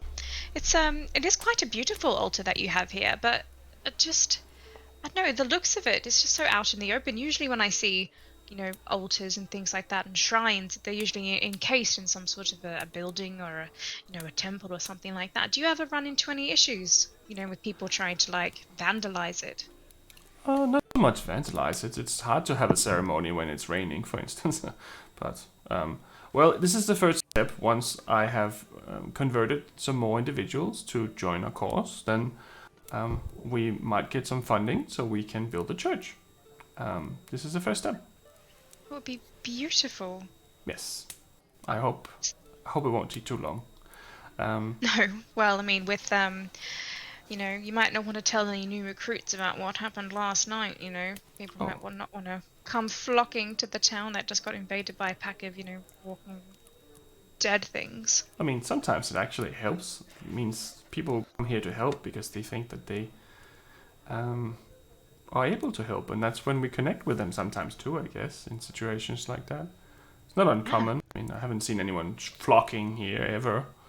I think you're the biggest group that's arrived so far in quite a long time, but I mean... Well. Yeah, well, it's certainly something good that you're building here. I've heard marvelous things about the order, so definitely something to be, you know, commended on. Just one question, actually. You seem to heal me quite well last night and kind of knew exactly what to do in order to kind of pull me back from that brink. Have you seen injuries like that often? Have you seen creatures like this often? I mean, have you ever run into anything like this before? It's the first time I'd ever seen anything like this. I've seen a little bit of this type of thing further north, but I haven't seen an infection like that before. But there's some spells that kind of work on multiple different things, and I just tried the one I thought would make sense, and it seemed to work. Absolutely. You said up north. You're not from here originally. Oh, yeah, I am. But up north, I've been traveling a bit. I was trying to find the best place to put this altar, and I was hoping they would listen to me, and they did, and they placed it here. So it's kind of my fault. Your fault. Yes. What is? That the altar's in this city. That's. Oh, right. I sorry. said that this would be a good town to start. Well, certainly has its charms and quirks. It's a small village, but the people here are nice. Where do you think those things came from? I'm not sure. It seemed like there's been a lot of people missing lately, so I'm guessing they must have been in this area for a little bit. It does strike me as rather odd. You know, all these people going missing for weeks and weeks, and the call for aid, you know, and no one's seen anything like this, and then all of a sudden, as soon as aid steps into town, they come out of the woodwork. Maybe they saw you as a threat. You have weapons, and you seem capable. Potentially, but wouldn't it make sense if they saw us as a threat to leave, rather than run at us head on? Not if they wanted to turn you. Good point, and you were the one that stopped that happening, so... Well, not really, but yeah, that was mostly your own thing, though. I just helped with some wounds. Perfect. I'm not sure. Honestly, like, as soon as the caravan arrived, it seemed like it was almost right away they attacked. So maybe they was just felt like they could take the whole village. I don't know. That's a scary thought. Could you imagine trying to set up a temple outpost here if it's already crawling with zombies? That would make your life a bit more difficult, I bet. Oh yeah, I would prefer not to do that. I don't even want to think about that. I hope it's all over now. Well, judging by what we saw last night, I can't imagine that they'd come crawling back out of the ground anytime soon. I think my friend here ensured that once they were put down for good, so... Right. Did you hear about what happened in Broken Bridge? Yes. Yes? That's awful. The you know, the farm and people dead. Yes, it's very bad, really. I'd never heard of anything spreading this fast. It's quite scary. What's spreading, sorry? So you don't know? Well, we came from Broken Bridge, and we happened upon a farm. We were delivering some grain, and we went up there and delivered the grain, and then we found a crime scene. And so we came back to the mayor, and we were like, "Oh, there's been a terrible fight at the farm." And then they were like, "We'll look into it." And then also go and here are these people missing, and then we came here. Oh, well, I heard news this morning that there's been some kind of outbreak of some sort of plague. In Broken Bridge? Yeah, everyone seems to be very sick, and they've kind of blocked off this village to make sure no one enters or leaves without being checked. Kind of like look over at Jean, like... Yeah. When did you hear of this news? Oh, early this morning, the town crier from this area came through and told me. When you say sick, do you mean like a sneeze and a cough? Or like... I think it was pretty serious. Like, I wouldn't recommend anyone going there. According to what I could hear from him, it seems like people are dying. Right. Definitely news to us. It was news to me too. It's just all this stuff happening at the same time. It makes me a little worried about my safety. But I trust in the good Lord and hope that He will keep me safe. You aren't familiar with one Mr. Baal by chance? And if so, if you heard he managed to get out, he was meant to be meeting us here. No, I haven't heard of any Baal myself. Is there a mayor or something like that for this town too? Someone who runs it, or you all pretty independent? Well, so here's the unfortunate thing, that he was one of the individuals that got killed by the zombies. Right, that is rather unfortunate. But, I mean, I guess the blacksmith's probably the closest now, or the mayor's wife, I guess. A place like this mostly run itself. Yeah. I've been getting a I lot of understand questions myself from the townsfolk, so I think they're gonna have an election soon or something. Stay strong amongst it all. Thank you. You too. Appreciate it. I think we might need to find ourselves the blacksmith or the mayor's wife. Perhaps have a chat with them. Yes, we have a friend up in Broken Bridge, and we'd like to, make sure that he's all right. Of course. I'm sorry to hear that you have someone in there. It seems very horrible. Well, thank you for telling us. Of course, I'm glad I did before you potentially went there. That would be scary. Absolutely. Well, thank you very much for your time, and thank you again for your assistance yesterday. And I'll Of course. reach into my kind of pocket, like rummage around for a second, and I'll pull out a silver piece, and I'll kind of like pop it on the altar, and I go, consider that one of your first donations for building a glorious temple to your, Saint.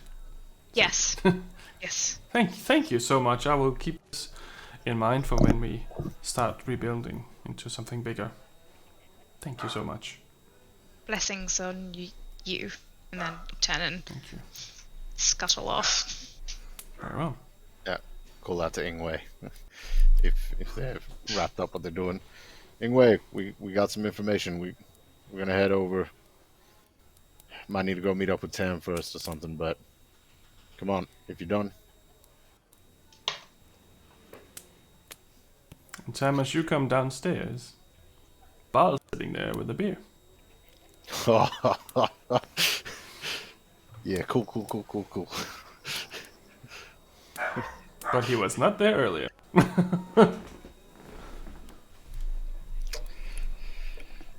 Okay, so I guess Tam will sit down and say, "Hello, Mr. Baal. Hello, my friend. So glad you're here. We seem to have taken care of the business that you've asked us. Unfortunately, we found the missing people. Right. They were dead. Oh, Now they're more dead. Perhaps in more than one piece. Yes, definitely more than one piece now. right. Thanks to one of my friends. But we solved the mystery. Right. And now you're here. Indeed, I am. If you, do you know where your friends are? Yes, I think they've gone to the temple. I think they were going to say thank you to the lovely priestess who helped us yesterday evening after our run-in with the missing people. Right. Well, doesn't sound too bad. Well, do you want something to drink? Of course, yes, always. Right. Bartender, can I have some drinks, please? 5. And 4 more for them. Fantastic. Do you want me to go and fetch them from the temple? Yes, that'll be great. I have some things for you when they're all here. It's like Christmas. Except it's not Christmas, you know. Okay. That's where we were heading at, so we would I'm kind not of sure walk what in. Christmas is, but thank you. I'll go and see if I can find them. Great, thank you. I'll have another ale, please.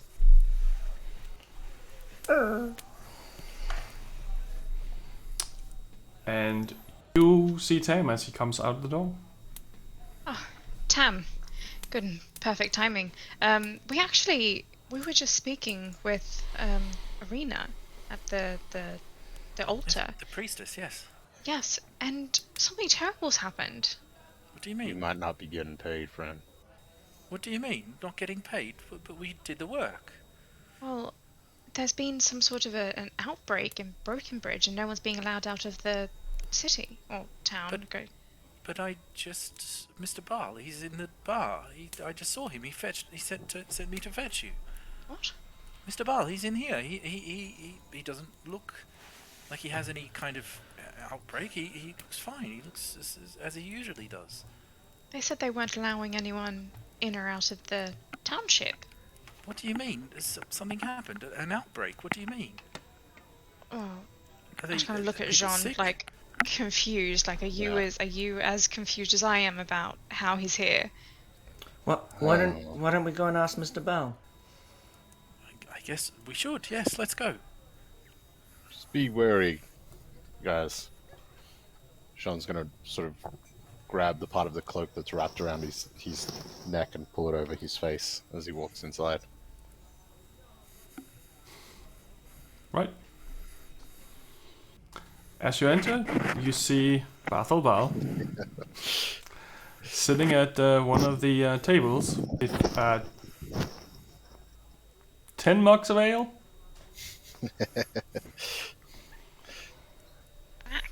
Can I cast Detect Poison and Disease? Detect poison and disease? Yeah. So are you casting it on him, or are you casting it on his drinks? No, it's like for the duration. It's like detect magic. So I can see the alcohol, and I can see for the duration you can sense the presence of locations of poisonous creatures and diseases within 30 feet of you. Yep, there's nothing. There's no poison. Nope, yeah. Doesn't pick up anything other than the ale. And so I'll when I see John do that, I'll say, it's okay, Mr. John. He doesn't have he's not poisoned. You sure? Yeah, I cast a spell. Is that good? Yeah, that's a good spell, eh? Yeah. All right. I'm just gonna keep it up, just in case, just extra level of precaution. But I appreciate it. And then if there's anyone else in the room that is diseased. The people in there seems to just be ordinary farmers. We met most of them over the last few days. None of them seem to be sick. There's nothing that pops up. Yeah, cool. Thank you. Right, everyone, you're here. Please sit down. I bought you all some ale. Wow. I was just speaking to someone. How did you make it out of Broken Bridge before they closed the border? Right, I heard about that. So almost immediately after you left, I left. So I was gonna get that tent made for you. So I wasn't actually in the city when that happened. Do I believe? Do I get any sort of cagey feeling from? We can make an insight check.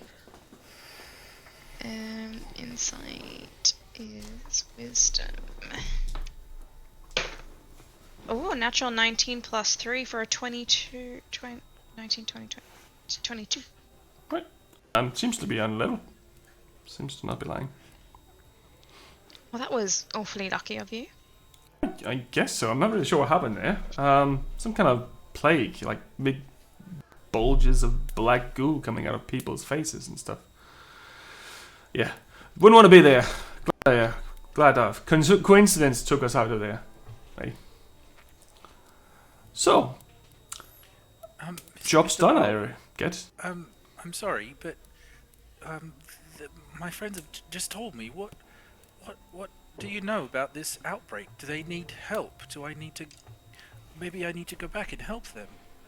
I think that it's a place that you would probably want to avoid for now, even in your prospective profession. It seems like everyone who's getting in touch with this gets really, really sick, and I'm not sure. I would probably say don't go and let someone else deal with that one. But if they need healing, if these people need help, I must go and help them. I mean, if you want to, you're free. You're a free man. You can do whatever you want. That's what up is to you. happening to them? Do you know? Do you know what's happening? Do you know the nature of their sickness? Well, it seems they're getting like what do you call it? Blisters that kind of form black goo and kind of covers their bodies. It sounds rather dire. Goodness. And it seems to be spreading to everyone who's in the city, but it seems like the town's guard who's currently patrolling around it doesn't seem to have been affected.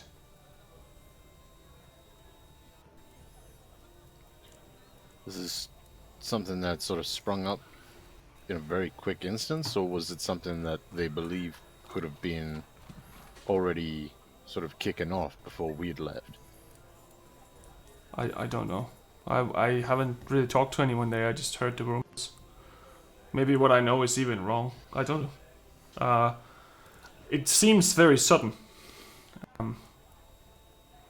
But, I mean, everyone that I know got out of there. Except for that lovely young bar lady. She's still trapped inside, I guess. Anyway, for the happy part, your job's done. So, Seems to be. I have some money for you, of course. So, here's 150 gold. But I will, of course, take my part of this. So, that leaves 30 gold for each of you, as far as I'm concerned. And I will keep the rest. Appreciate it. Most welcome, friends. I also have a few gifts. First one, I got the tent done. So you're gonna like this, I think. And he takes this large bag up and puts it on the table, and it's kind of like a tent that's back down, but you can see that it's dark green with elements of brown and leather covering it. It's a very special tent I got made for you. So on the outside it's green and brown as you requested, so it looks more like it would blend in.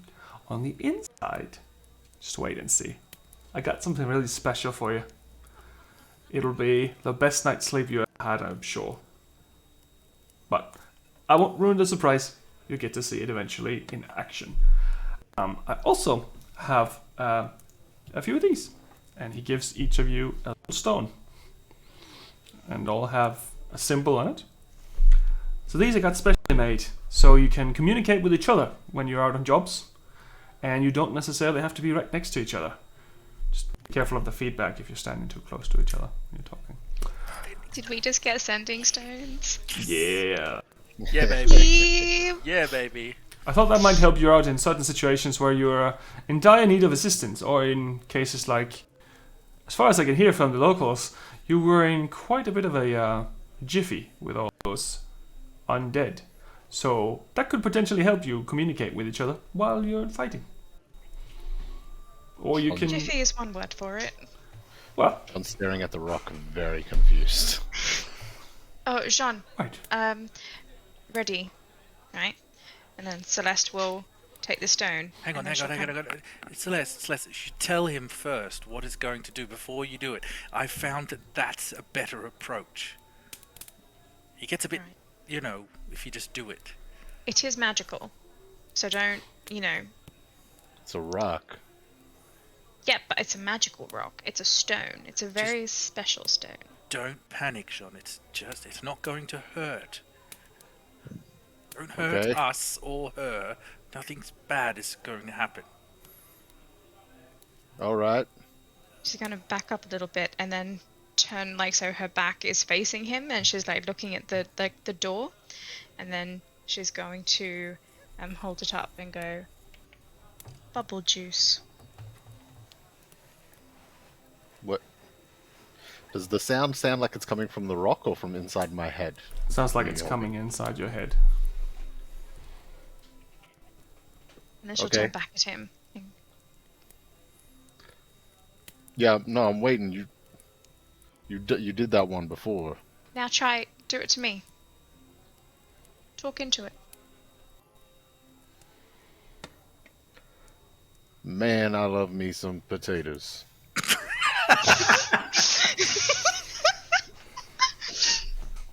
Very on brand. Where's the lie, though? Yeah. Oh, okay. So what do I throw this at you now and it'll relay the message? No, I already heard it. We all heard it, right? And then she'll look over at Ingue and Tam. Yeah.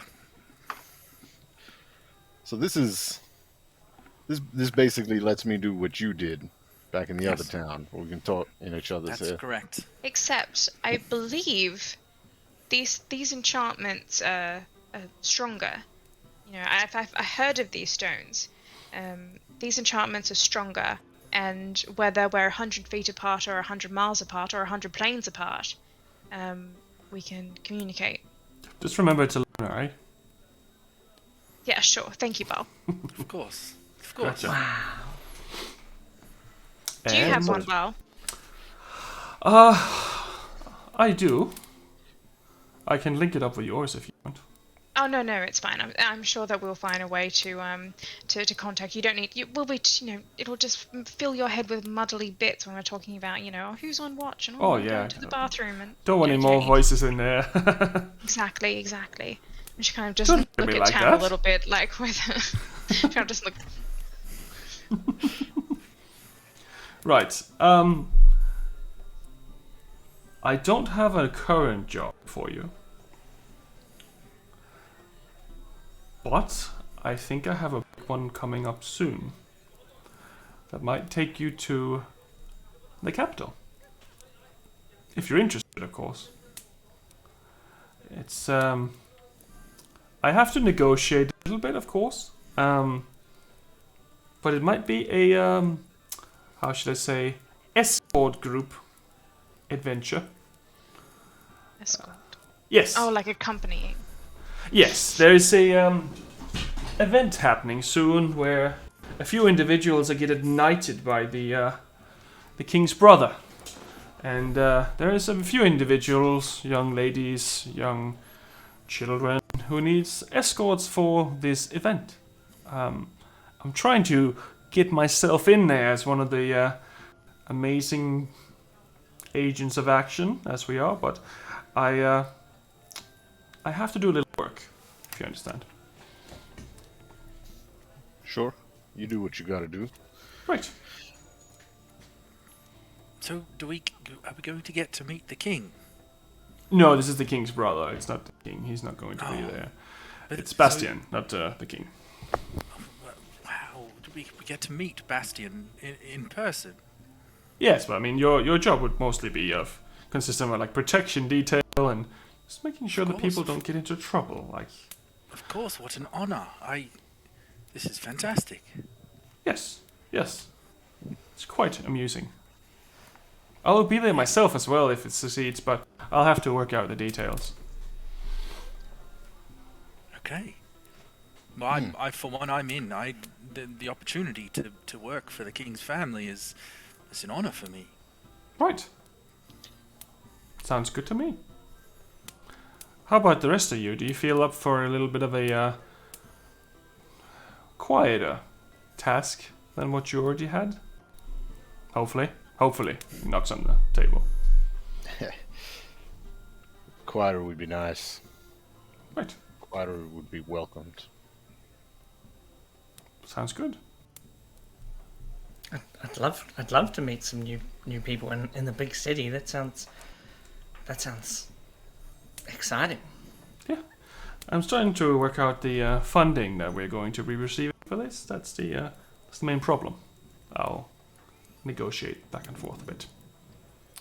But yes, that is the idea for now. And I think we need to take a break. Sweet. You? Yeah. Alrighty. So, I am just going to turn this one on and off. And this one muted. Alright, let's go for a break. See y'all soon. See you in a minute.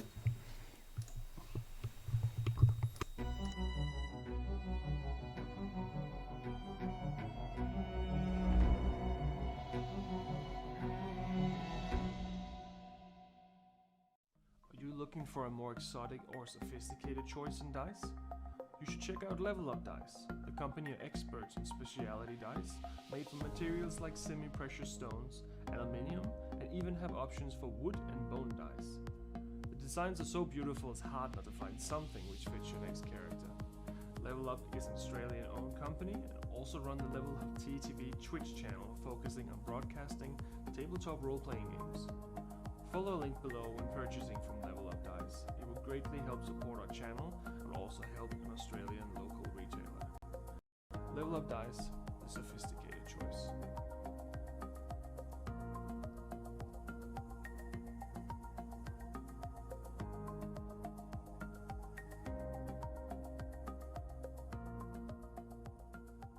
Monsters and Mayhem is sponsored by Miniporium.net, a huge selection of highly detailed miniatures for any tabletop role-playing game.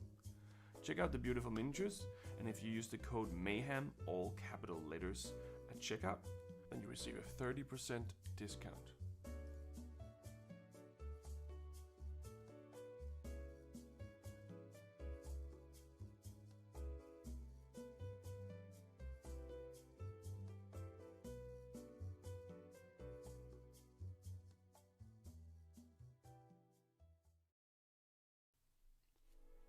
In the beginning there was nothing. From the nothing sprung forth a something. The something was not a who or it. The something simply was. The something began roaming the nothingness and found itself alone. In solitude the something became the somethings. Multiple somethings sprung forth of the something, each with its own voice and presence. The somethings, as great as divine as they were, all needed something to measure their own greatness by. They created the first earth, and by doing so, became gods. The first earth was not perfect. In fact, it had many flaws. Because it was made as a circle, most things placed upon it would fall off the sides into the nothingness. The gods grew furious about the earth, and they cut it in half to make it flat. The excess was simply pushed aside and forgotten, at least for a while. The second earth was perfect, flat and vast. Each god began to populate it with creations and land masses of their dreams. Each god creating beings of their very own. Soon the world was full of inhabitants, and they all began to watch over their creations with anticipation. However, many creations did not turn out the way the gods had hoped for, and a lot of animosity was born over the first few years. The creations would go to war with each other and even themselves. Some of these wars even spilled into the realm of the gods, where the gods themselves would command their creations to destroy another god's creation. The gods were eager to prove themselves better than another, and a long bloody war was fought throughout the first era of the first 3,000 years. A massive war for survival was fueled by the gods themselves as the world began to burn. They started to see their own mistakes. The gods made many sacrifices and separated some races from others by magic or by using the elements of nature. They tried to stop their creation, and slowly a peace of sorts came to be. And such a second era came to be with peace and kindness as its goal. Not every god nor every creature followed the peaceful ways, and some even broke away from their gods after such events. But for now the god wars were over, having successfully separated their creation to an extent, minimizing the overall doomsday and averting full chaos. For almost another 3,000 years the races had been completely separated. The gods had made a plan. The God Gate, located now in the Kingdom of Quill and where the borders of Okorlan is, had been inscribed with one of the family's life forces, the Karameshi. Once a descendant of that family were to attempt to open the God Gate, all races would once again have free reign. At the end of the 3,000 years, an unknown member of the Karameshi touched the God Gate, unlocking the prophecy. The mountain chains and oceans dividing the races all came down all over the realm. Great panic and rejoice at the same time, as creatures that had once only heard fairy tales of each other now once again stood face to face with one another. The gods had hoped that the last 6,000 years would have been enough for everyone to learn to coexist. But from the start the tension already started building again, Whatever fragile piece was on the table seemed to crumble and regather from time to time. But the time of the wars was surely not over. There was now other entities who spread darkness across the world. Maybe the world had learned its lesson, or maybe it was doomed to repeat it.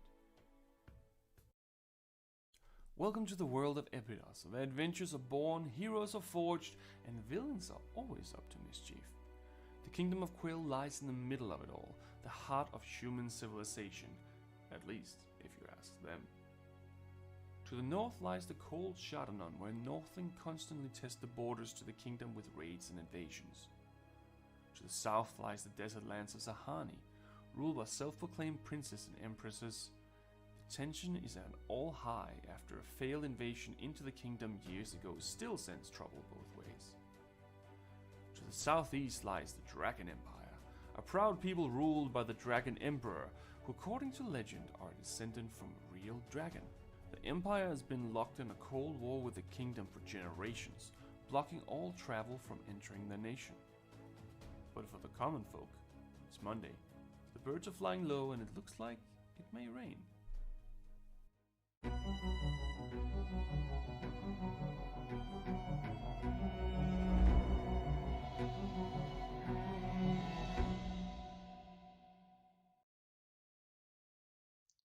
Jean Ordenfall spent his childhood on his family's farm, just south of the Duvet Forest. His parents, Durlin and Macy, raised him well, teaching him what he needed to know to one day take over. Financially, they did quite well for themselves, carting their crops to nearby towns and cities for sale, although the frigid weather that often surrounded their home did not make it an easy life. As is the case with most youngins living the farm life, Jean eventually sought to see what else the world had to offer, and so he left in search of what opportunities the neighboring city had for him. It wasn't long before he realized the city life was not his to live. The boy who left, though, had become a man, and the man had met a woman, a blacksmith's daughter by the name of Cerithia. They fell for each other quick, and before they knew it, their love blossomed into a marriage and a son they named Durlin, after Jean's father. Jean eventually returned home to his parents' farm with his family, where they made a life for themselves, a new life for his wife and son, but one all too familiar to Jean. They were happy. That is, until the day vile creatures from beyond the veil made their way into their home. After being driven from his homeland by the insatiable undead that now plague it, Jean seeks out those brave enough to aid him in cleansing his land of the foul fate that befell him and his family, and exacting the vengeance he so eagerly thirsts for.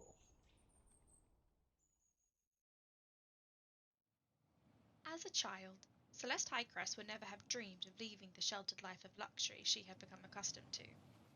Born to two noble parents in a land far beyond the Vale, Celeste's childhood had been fraught with expectation. Her father, High Archivist Saran Highcrest, had set high standards for his two children, and the elder of those two elves, Celeste's sister Cressida, had surpassed all of them. Cressida had found her talents at an early age, her nose buried in books, and magic coming to her as easy as breathing. Celeste, however, had struggled in the shadow of her sister's success for as long as she could remember, never quite meeting the expectations of her father, and always the object of his disappointed glances. When the two elves came of age, they sat the entrance exam to join their father at the sanctum, to become mentored under his tutelage and scribe ancient texts in the archives. Cressida, to no one's surprise, had passed the exam with overwhelming success.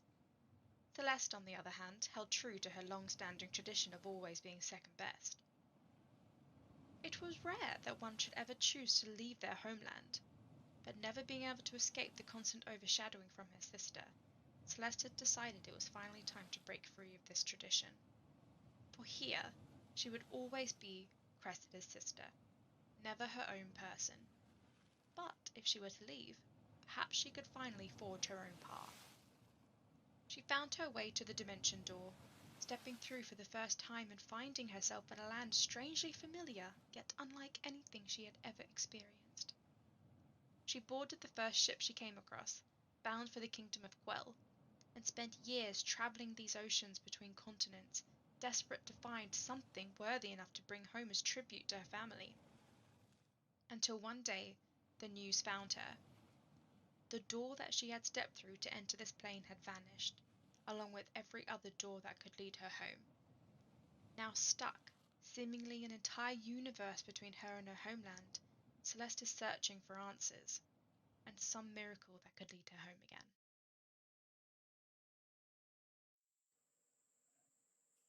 A young half-elf, Tam Corthan grew up working the land with his father and learning herblore and healing from his elven mother. After a horrible childhood accident, he swore he would avoid violence unless he had no other choice. When the war came, like every Corthan for generations before him, Tam enlisted to fight for his king. During the bloody battle for King's Helm, Tam's selfless efforts to heal his friends caught the eye of the celestial Aethia, and she became his patron, giving him the gift of celestial healing. His courage in battle did not prevent him from drawing the ire of his superiors. His compassion was blind, and he would heal all in need, even the enemy. After the end of the war, Tam worked as a healer in the villages outside Gratvort, hoping to save enough money to gain entry to the Healers Guild. After a series of unfortunate events, Tam finds himself in debt to a very wealthy and very criminal cartel boss. Pinned between his compassion and his new master, Tam tries to make the best of his situation, dreaming of a day where he can live his life in freedom.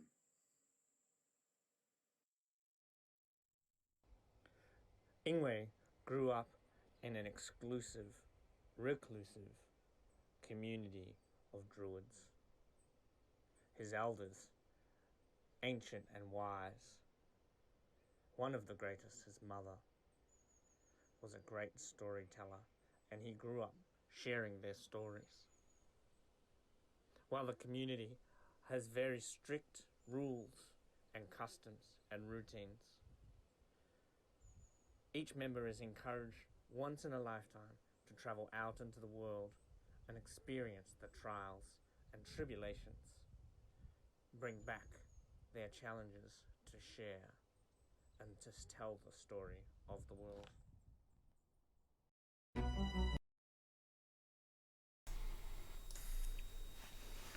There we go. We should be back with audio as well sometimes. I've heard that happens. As far as I can That's see, a thing you can do with the internet. You can audio too. Yeah, that's great. Yeah, That's you can. a thing that you can do. Alright, well, we're back again after the break, and you're still having a conversation with Baethal Baal at the table. After giving you some gifts and paying you, he also gave you some general information about an upcoming job, if he plays his cards right. Yes.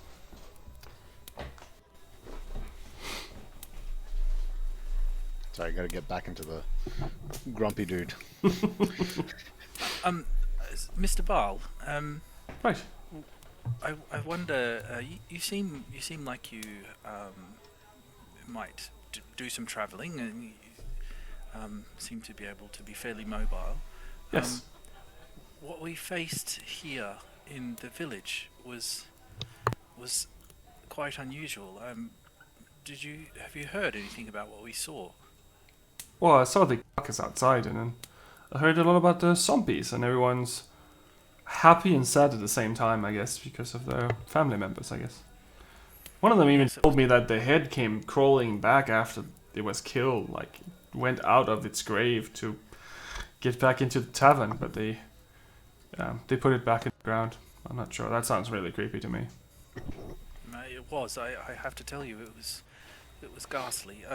It was right on the porch in front of the tavern last night. It's horrible. Right. I wonder, Mr. Baal, have you heard of anything like this anywhere else? I hear of these things from time to time. I think the most genuine problem I've heard of was probably in Gratvort. It's all village of this kind of stuff happening there. Sorry, that was Gratvort. Gratvort, yeah. That's the cursed city, as it's also called. cursed city. Yeah, that's the main center of this type of activity in this area, I guess. But it's quite far away from here now. But you know, Which direction is this in? Is this north or? northeast, really. And you said it was quite far, maybe a day's ride or further. Oh, it would probably be a few weeks travel, maybe 2 weeks travel, maybe. Oh, okay, I understand. But it seems like such a long way away for this problem to occur here. Oh, right. I'm sure they're connected. I just mean that that's where I've seen it, at least. Of course. Is Sean familiar with the name of that place? Yes. Okay. You are very familiar with that name. Cool. The cursed city sounds like an awful place. Yeah, it doesn't really sound like a place you want to go and have a visit now, does it? No, not if there's more of these creatures. And you saw the carcass of the beast. Yeah, well, what's left of it, outside. at least. Yes. Was this a part spider? It looks something I've never seen before. Do you know what that was? Oh, it looks like a drider. A drider. Yeah, I mean, it looks like the top part was a drow, and then, as far as I know, Loth, the evil queen of whatever's, seemed to punish some of her servants when they don't do right, and they seem to turn into half spiders, half drow, and usually that happens when they do something that she doesn't want. And The fuck is wrong with gods? that's a very good question. It's a very good question. So, these drider are they sentient creatures? Do they have a mind and do they have a consciousness? Yes. Do they think like us? As far as I know, they have their own minds, but they are quite plagued by the pain and the mental stress of their transformation, as far as I'm understanding. Of course. Usually it's a punishment for something. I just wonder why here, why now? I'm not sure.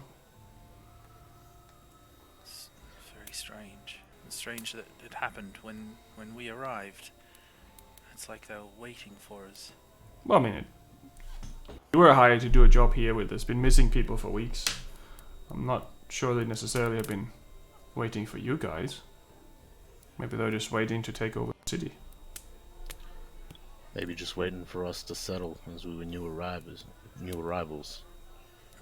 Maybe. I wonder, what is it about this place? I wonder, why here? Why now? Well, it's definitely not the ale, I'll tell you that. Perhaps. Some of them seem to have these almost living chains dangling off them. You don't know what the hell that happens to be all about. Not really, no. I haven't ever heard of that before. Alright. It was a very weird circumstance we find ourselves in. Right, but you're here, you're alive, you're well, you're fed, you're paid. We are. True. We have a new job. Well, upcoming one at least. I still have to iron out the kinks, so to speak. And how long do you think that'll take? Oh, probably not more than a few hours. I just have to go there first. So, I will have to leave very soon. This place isn't DM. very far then? Laura, what's your question? Which question? Didn't you say you had a question? I've got a DM question. Yes. Quickly. How far away are we now from Riddle Run? You would be about 2.5 days ride away, or travel away. Cool. And what was your question? I just said so. This place isn't very far away then, or something along those lines. Oh, I'm going to the capital. It'll take me a bit of time to get there. I'll try to see if I can call in some favors. It will probably take around a week's time to get there. ideally, but I'll see if I can, trick the system. Cool. But you said you'd know in 2 hours if we had the job. That is my hope. Okay. Oh, so you like? Oh, All right. Sort of turn and look at Tam. You managed to find out what you needed to find out?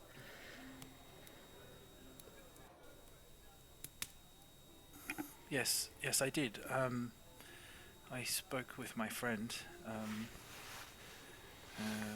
We had a conversation, and it turned out okay. I'll have to talk to you about it later, perhaps. Understood. Well, I guess I'm happy to just wait it out, see if we absolutely nail this job or get it locked in. I don't know if any of you have anything to do, but I might just... And I sort of look down at my hands that are still probably covered in mud. Wouldn't have done anything about it. I might go clean myself up. Right. Well, if any of you don't have any more questions for me, I will be heading off too. I have a bit of a deadline to meet. Yes, of course. Thank you, Mr. Baal, for the money and for the tent. Right. I can't wait to put it up and see whatever it is Yeah. that you've given us. Right. Do we know how much this job will be paying? That's the problem I have to work out. Right. In my ideal world, it would be thousands of gold for everyone. However, I am not in charge of the funding. From the other side. Right. That'd be Well, nice. Fingers crossed you can charm them into submission. Oh, I'm pretty good with charm. Anyway, I'll be heading off now, unless you have any more questions for me. None from Nothing I me. can think of. Right. I think that is my... Yeah, that's my ride. See you all. And then he disappears right in front of you.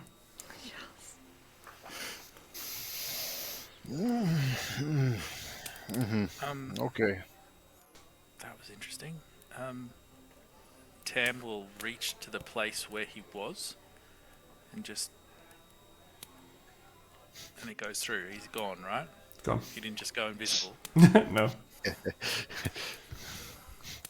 I need to learn that trick. That is a neat trick. So, yes, about my friend. I spoke to her about her request. It turns out that doing the good that we had done seemed to satisfy her in some way. So the defeating of our foes seemed to... She said something about ratings. We'd improved our ratings. I don't understand. Is somebody rating us? I don't know exactly what that means. But she said that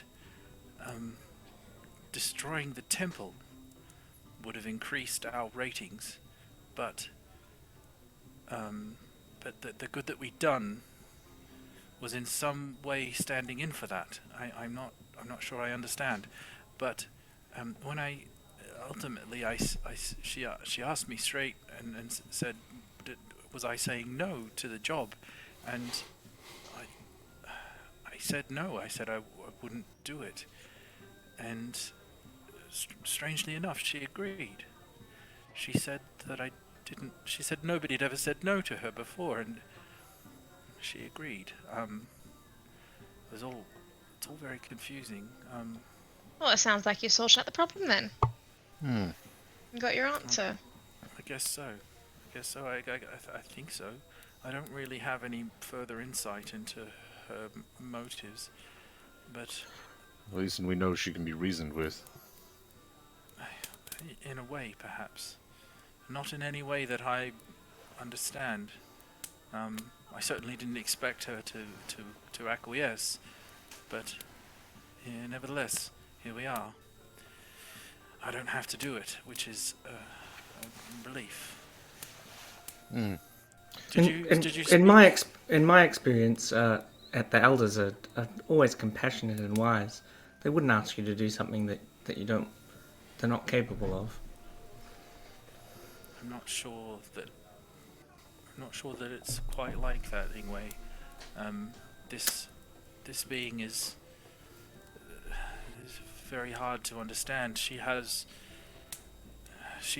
beyond my understanding. I think she's like a god, but not a god. She's more. I don't understand, but I don't think she thinks like us. I don't think. Anyway, I don't know. I don't know. Yeah, I she's don't- pretty Does she rad, have- buddy. Yes, thank you, Sonos. Does she have powers comparable to a god? From what I've heard, they're perhaps greater. So you could be dealing with a titan then. DM, did she say that? Did I hear that? I did. Vartex I thought so. told you. Vartex. Yes, actually, she. Yes, I think that she is a titan. Sorry to ask more questions of this. What the hell's a Titan now? I don't know exactly, to be honest. Celeste.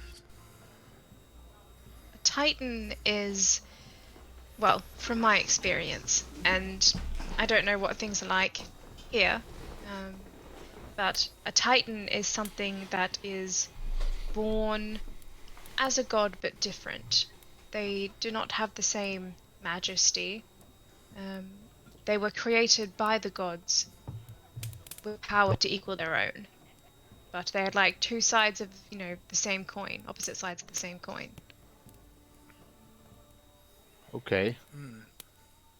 So, like a variation of a god. Yes. I've been told stories, many stories growing up. Maybe the same story recycled 1,000 times. But the story goes that when the gods created everything, they needed something to protect it, and so they created these titans. These were what I've always known them to be as dawn titans. And they created these to protect their realm, their nothingness. And they fed off the energy of the gods until they became so powerful that they sought to fight them for that power. And for a split second in history, long, long before the age of man and elves, they overcame the gods for a fraction of a second. And the gods realized what they had created. And so they banished the titans, or as I like to call them, the primordials. They banished them to somewhere else. And they've always fought to get back and to regain that power, even though the gods fight to stop them. Oh man, I miss just growing potatoes on the farm. Alright. It's just a story, though. It's the story of, it's the creation story that I grew up with. I mean, sure. Stories I was told as a kid were more things like about a rabbit losing its carrot or something and finding it again. I've heard that one as well. Yeah. Yes, there's a lot going on in my head right now. Primordials are a rawer source of power. They derive their power directly from the elements, and some say they are the elements themselves. They have control over things like, water, fire, earth, light, wind. They are those elements, they embody them. Whereas the gods are an amalgamation of all of it, if that makes sense. It's hard to explain to people that aren't familiar with the history. I mean, it makes as much sense as I think it's gonna to me. Yeah. Well, we got you 10s to 10. You basically you got something that's angry with the gods in your back pocket. Oh. I think it's slightly kind of perhaps more like I'm in her back pocket, actually. Yeah, that's fair. She has granted me power to do good.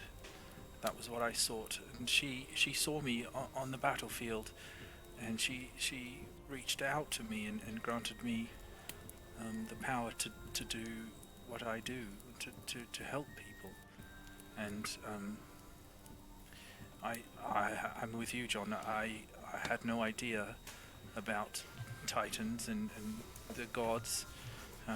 My stories were much like yours, the simple tales of farming and life on the land, and I had no inkling of any of this. My mother, she taught me the herb lore that I had before now, and this is all new to me as well. I have to be honest. I'm just as confused as you. Seems we're a bit of an interesting situation, I guess, with that. We'll have to keep an eye on you and your friend, I guess. And let us know if they have anything that concerns you, I guess, come up again. Yes, you guys were good advice when I spoke to you, and I very much appreciate that. Glad it worked out the way it did. Me too. Now, regarding what happened in Broken Bridge, while he was having a talk there, I couldn't help but sort of look down at my arm again and had a thought. This whole thing that we've been wrapped up into, the way these marks had come about. Now, that happened down at the farm, and that was only moments south of the city itself, of the town. Yes. This all sprang up shortly after, and Tam, you said you saw like a darkness when you try to heal Ingue, a darkness trying to fight back. Yes, it was like nothing I'd ever seen. It was like a shadow or like something darker, like an absence of light. It was fighting when I tried. I don't understand. And then Celeste Ingue, I don't know if you experienced the same thing, but in that vision, I remember towards the end being engulfed in darkness, like a liquid pouring across my skin. It was like drowning. Exactly. Now, I don't know about you guys, but what if what we did, what we triggered there, has set off this sickness? What if this darkness has come from such an instance? Wait, they said that these blisters were pouring out a black ooze as well. Yep. So, my That's God. the link that I came to. Between that and how recent it was, I don't like magic. That shit. Coincidences don't exist. Mm-hmm. What are you suggesting, that we return? I don't know what I'm suggesting. I'm just bringing it up so that we're aware that it's a possibility. I don't know if we bring it up with Baal, if we attempt to investigate ourselves. Is it worth skipping this job and instead going back and investigating? If it is because of this, I mean, I feel partly responsible. And we could potentially find answers. If we go back to the source of where it all started, perhaps we missed something. DM, exactly. that orb that exploded, it vanished, didn't it? Yes. Yeah. It did. You still have the name tag, but it exploded. We could head down to the south of the city, or south of Broken Bridge, and potentially see if the farm is affected, because that was a little bit ways out.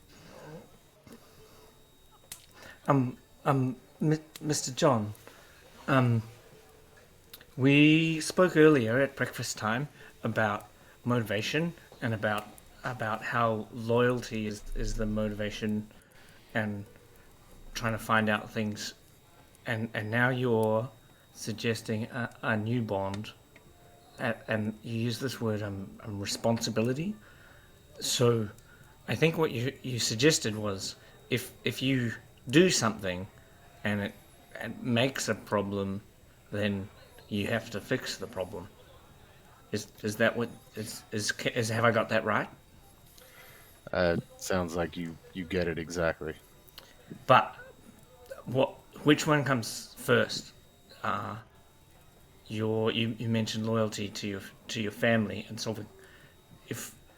Is that more important or more urgent? I suppose we're talking about urgency here because we have this job that potentially gets a lot of money,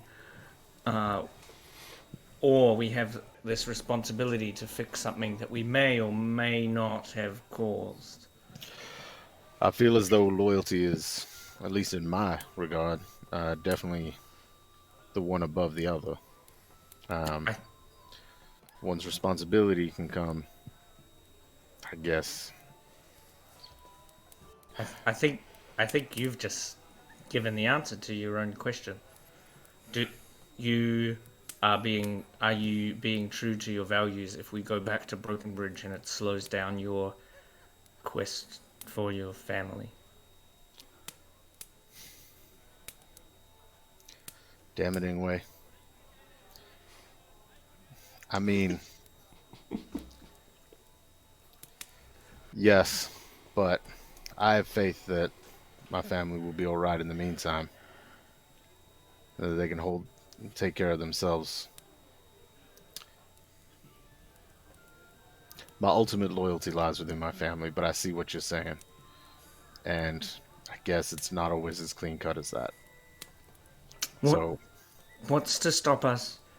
I mean, what's to stop you going back to Broken Bridge and then solving this problem and then imagining that there's another problem that you've caused and then you'll spend the rest of your life solving problems that you may or may not have caused?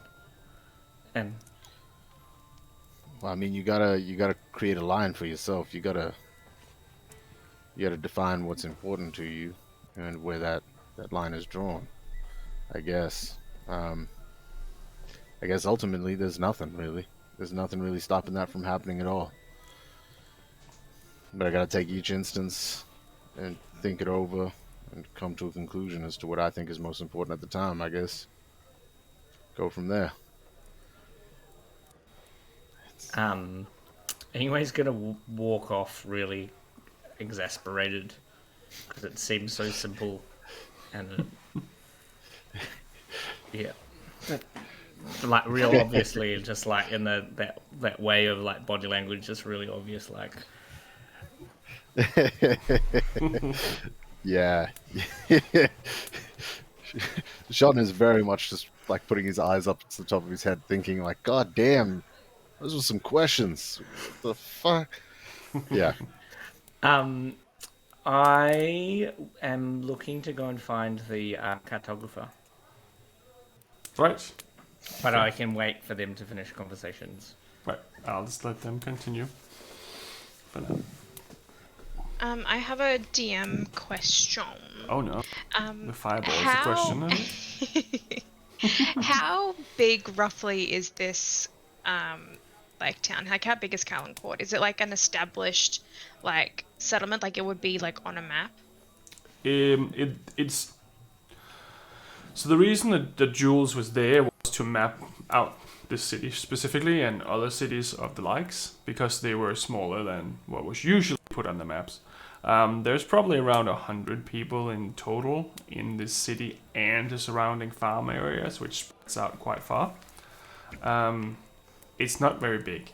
It is just pretty much a village. It's a little bit bigger than Broken Bridge was, but Broken Bridge also had more like a central hub where all the stores and such were. This is more like a farmhouse village, but it's just bigger. So there wouldn't be a courier service here? Not currently. Usually places like this would use the town crier when he comes through in the morning and then give him the post and he would take it to the next city or wherever. But it's a slow process because he usually have to finish his journey. So no. You do know that there is a few things in the city, like a smithy, and there's a general store. There's a little library as well. But most of this is all farming or living. Okay. That was everything. Right.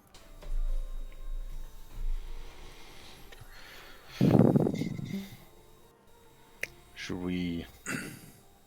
Shit, I don't know what to do next. I might go... I would Sorry, like to. Tim. I would like to go back. If we could help, if we could provide some assistance in any way. If these people are sick, they need healing. I could help. If I could just get there, I don't know. I'm fairly confident in my ability to take care of myself if something would to protect myself from whatever this is. But if nothing else, I feel like it's my duty to hear that people are suffering. I know I will follow the group, and if we decide not to do that, but if my vote counts for anything, I say we go back and we help. But it's up to you. No, I think it's the responsible thing to do, but I think regardless of anything, we need to contact and speak to Baal first, find out. I mean, he is employing us and he's offered us another job. I think it's at least sort of the minimum we should do is at least inform him of what we're thinking of doing.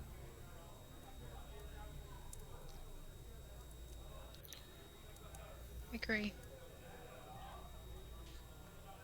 I don't know exactly what we're expecting to find there, but we are not going to find answers if we don't go looking for them.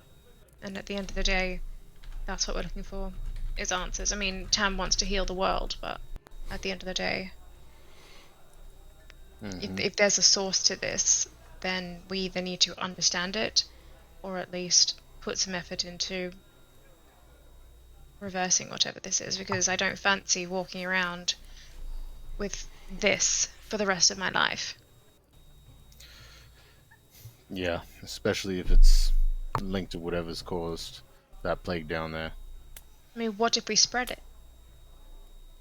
My thoughts exactly. What if it's what if it's a walking beacon, and the cascade can tune in on our location wherever we are? What if it's some sort of tracking device? What if we Tracking leave here magic. and what if we leave here and these people become sick as well? And we figure out why and try and, I mean, the same thing that we're doing at Broken Bridge, I suppose. Try and come up with a solution. I mean, we can't be everywhere at once. We have to make decisions as to which direction we're going to be moving in. I mean, we can't stay here. Well, I certainly can't stay here. What do you all think of Irina? How did you all view her? The priestess? Yep. Naive. But Good. good. What if I was to leave my... pull out the sending stone. Little stone with her. We'll head back, sort out what we can. She can notify us if there's any issue. And then at some point in the future, we'll come back here, and I can recollect it.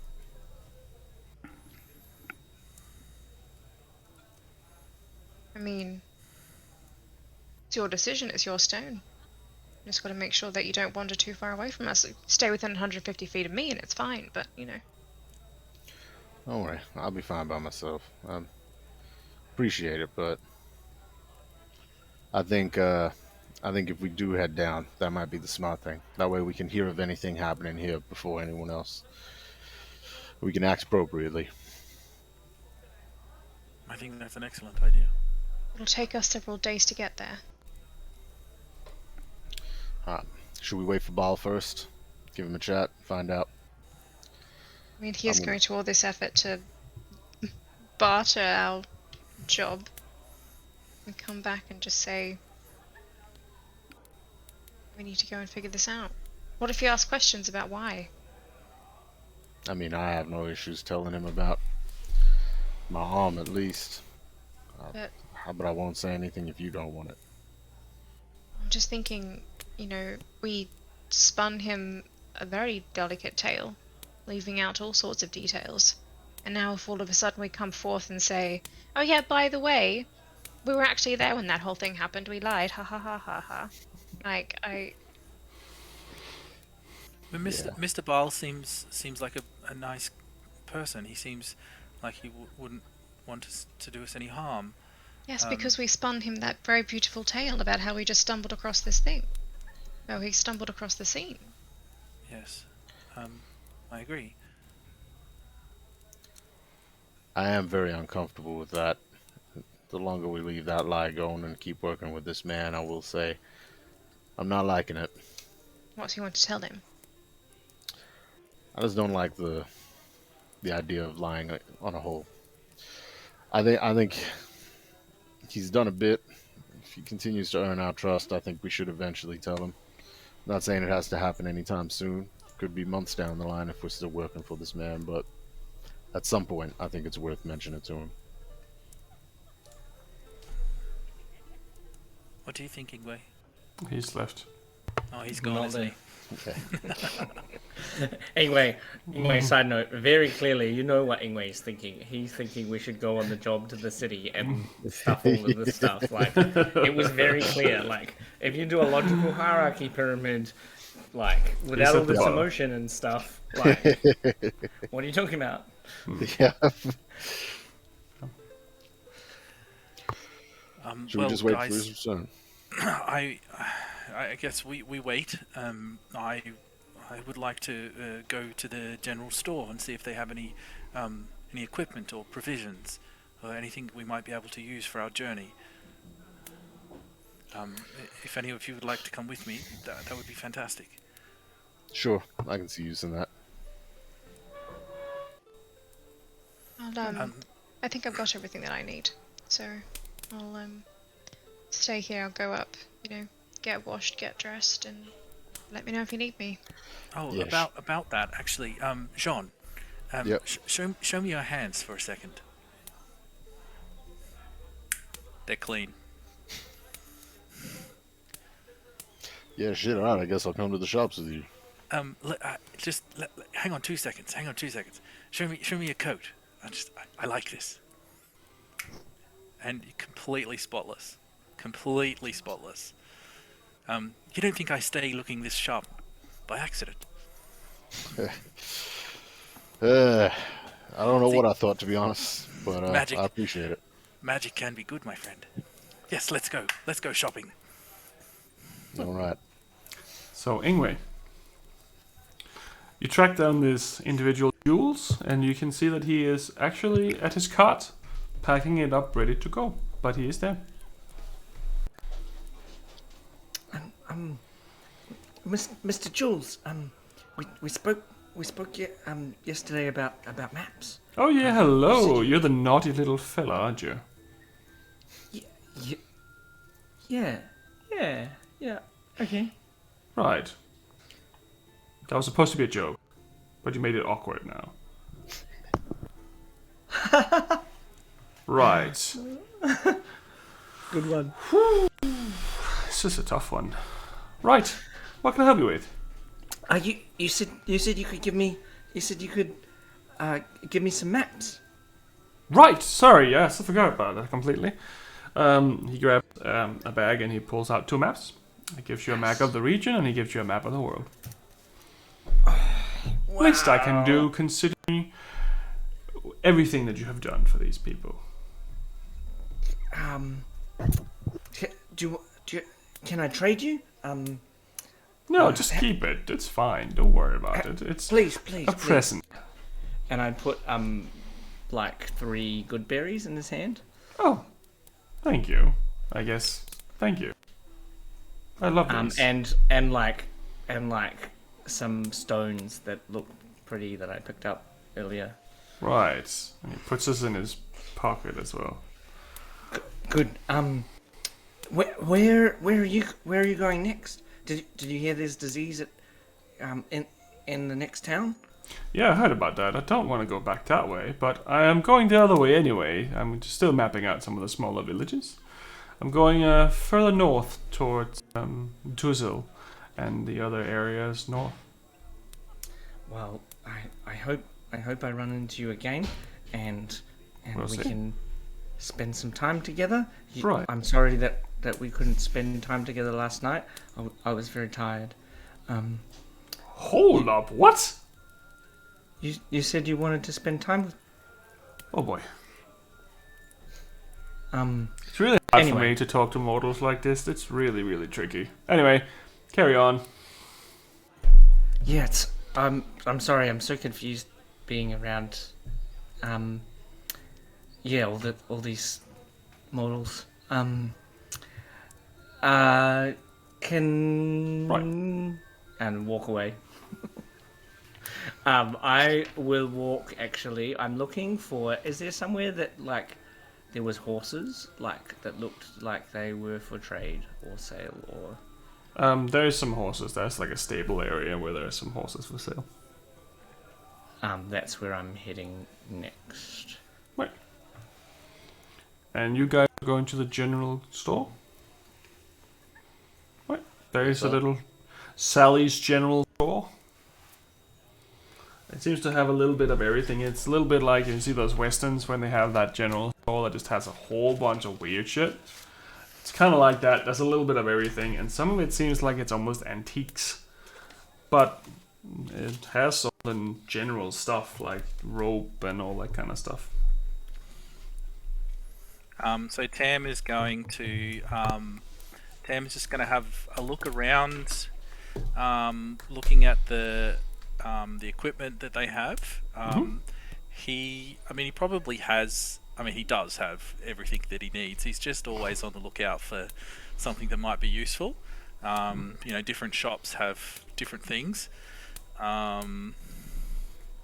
He's just having a look around, and getting It's a very astute observation. a look on the place. Fair. Right. Is there anything in particular you're looking for? So I'm just trying to see if it's actually available on. Is this available? Yeah, I think it is. What I'm looking for is block and tackle. Block don't know and whether that- tackle. I don't know whether that's. Hang on. What the fuck is block and tackle? So, Police. yeah, pulleys. So it's like a big gear, and it's got like 3, I don't know. Can I just send you a They're photo? wheels. Oh my They're God. pulleys. What is So it? that What is helps it? you. Yeah, it's like Helps you lift things. Yeah, cool. And No climb problem. things and. There'll be plenty of stuff like helps. that. Yep. Okay, so I want a block and tackle. Sure. I definitely want that. Okay. I got a hammer already, didn't I? Yes. I got a sledgehammer, didn't I? And have I got a crowbar? That would be in your backpack as well. So I've got a crowbar, I've got a sledgehammer, I've got a block and tackle, I've got a shovel. It's going spelunking. No, he just likes to be You need prepared, man. pigeons. All you need is a fedora now and a gun. Just want to be prepared. Are Yes, you and I'll ever take one of really everything. prepared for What this? was it like? Isn't the early D&D games like a long pole or isn't there something that's like Yeah, the 20 football. foot pole or 20 foot pole. 10 foot pole? Yeah. Weirdest thing ever. Oh, the other thing, yes. Soap. Soap. Right. No problem. You can definitely get soap. I'd like a lot of soap. Are you making a bomb? Look, this isn't Fix. This is Tam. Right. You can get plenty of soap as well. I know that I drew you into lots of situations like that with Fix, asking for random things that you didn't know what they were, and I turned them into something that blows up. It's a goose. Well, I've seen Fight Club. I don't know where this is going. So soap, and the block and tackle. That's what I want from this shop. Right, you can get away with probably 8 silver. Okay, 8 silver. Okay, cool. And so I'll go up to the counter, approach the person. Yep, there's an old lady standing behind the counter. Old human. Hello, how can I help you? Oh, it's lovely to meet you. My name's Tam Cawthon. I hope you weren't too disturbed by the events last night. What happened last night? Ah, yes. Well, I guess not then. That's great to hear. We have come to investigate, and we found there was some trouble, and we cleared it up. My friends and I, my friend Jean and I, and our friends, we cleared up the trouble that was here. You may have heard about some of the missing people from the village. Right, I would like some soup, please. Of course. And can you put some bread in it too? I love soup and bread. I wonder, I can run to the tavern and fetch you some bread and soup if you'd like. Oh, sorry. I forget where I am sometimes. I work here. Sorry. my apology. Yes, you do. No, there's no need to apologise. Yes. So, I wonder, do you have any items that might be useful for adventuring, like healing potions? No, I'm sorry. That's a little bit out of my field. I have some herbs that can help if you have wounds, so they don't get infected. Oh, look, thank you very much, but I think we'll be okay finding herbs and things like that. Right. I just thought I'd ask, and thank you for the block and the tackle and the soap. They will come in very useful should we ever need them. Right. I'd like to be prepared. John, was there anything else? Yeah, I was gonna ask if you happen to have a herbalism kit by chance. I think that's probably one of the things I do have. Yes, let me have a look. Oh, John. Yep. I can make you one if you'd like. I can fetch you the herbs, and I'm pretty sure. Anyway, you do you. fine. Yeah, Appreciate it, I but- definitely have one. I have a herbalist kit. Perfect. I'd like to purchase that from you if I may. Right, no problem. Let me just check the price on that. Herbalist kit. I think it's like $50 to be honest. 50 gold, not dollars. Because 5 GP. Yeah. only 5. Alrighty. I know, because I got one in my kit. Gotcha. Yep, 5. Cool. 5 gold. This one's a special one. It's specially Alrighty. made Really by someone I forgot. Yes. 5 gold, please. All right. Here you go. And I'm gonna pull out 15 gold, and I'm gonna give it to her. Oh, it's only 5. No, you told me 15. I said 5. No, I'm fairly certain you said 15. She said you did. You said 15. You did. Right. Okay, 15. All right. Excellent. Appreciate it. She looks even more confused than usual. Right. But thank you for the soup. It was the best meal I had. Oh, sorry. Never mind. As we walk out the door, I say to Jean, Jean. Yep. No, she didn't. You know she didn't say 15, right? She seemed to have some issues with memory. I'm sure some people have taken her for a ride. Figured I'd just help her out a little more. I like you very much, Jean. Appreciate it. So, block and tackle and soap. And you were going to the horse salesman? Was that what you were doing? Ingue? Yeah. Yep. Yeah. Anything particular you're looking for, or are you just looking at the horses? Or? Yeah, I want to trade horses for our old horse for a new horse Okay. because I don't want to take Luna away. Right. Yeah. We can skip role playing that. Just assume that I'm gonna do that, or you can. Up to you. No, that's okay. There is a stableman hand there. Looks a little bit like an old grumpy guy. He has some similar features to Sean, but yes. Sounds about right. What can I help you with?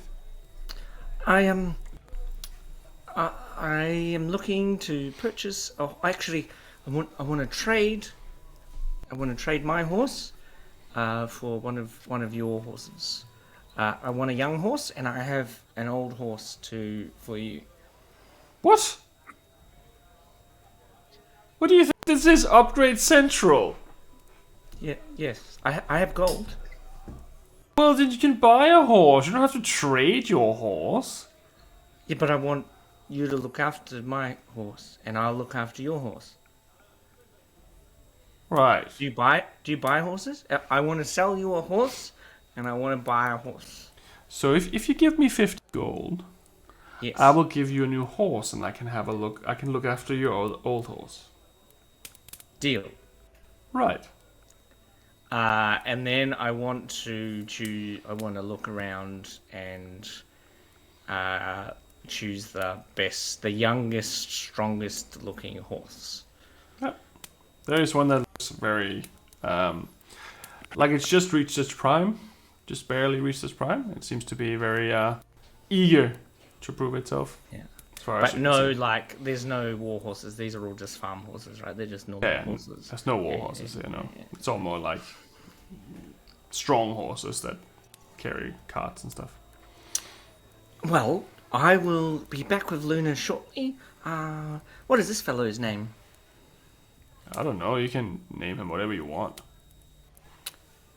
Excellent. And then I will give him the gold. Right. He takes your 50 gold with a smile and gives you the reins for your new horse.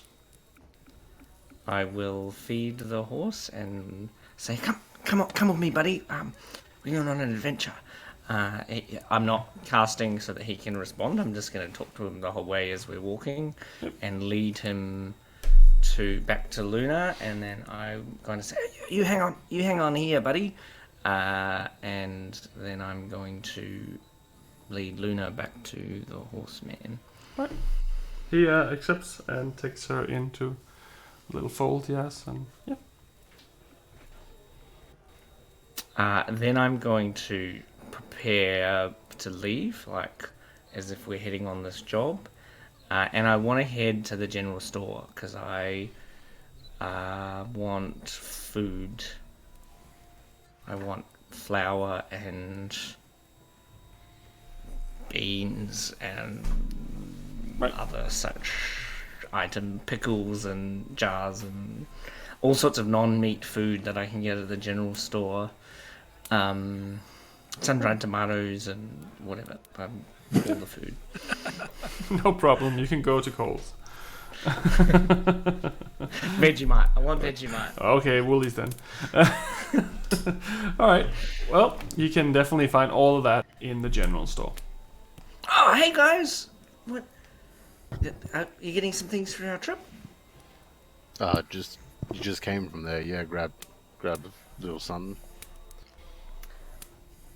You heading in? Yeah. I'll grab some things and then I'll grab some food and I'll load it up. I think I'm gonna leave Luna behind, and I've got a new horse. I don't know what his name is yet, but I'll ask him later. Got a new horse. Yeah, I think if we're going to the capital, then Luna. I don't think Luna will do the journey. So I got a new horse.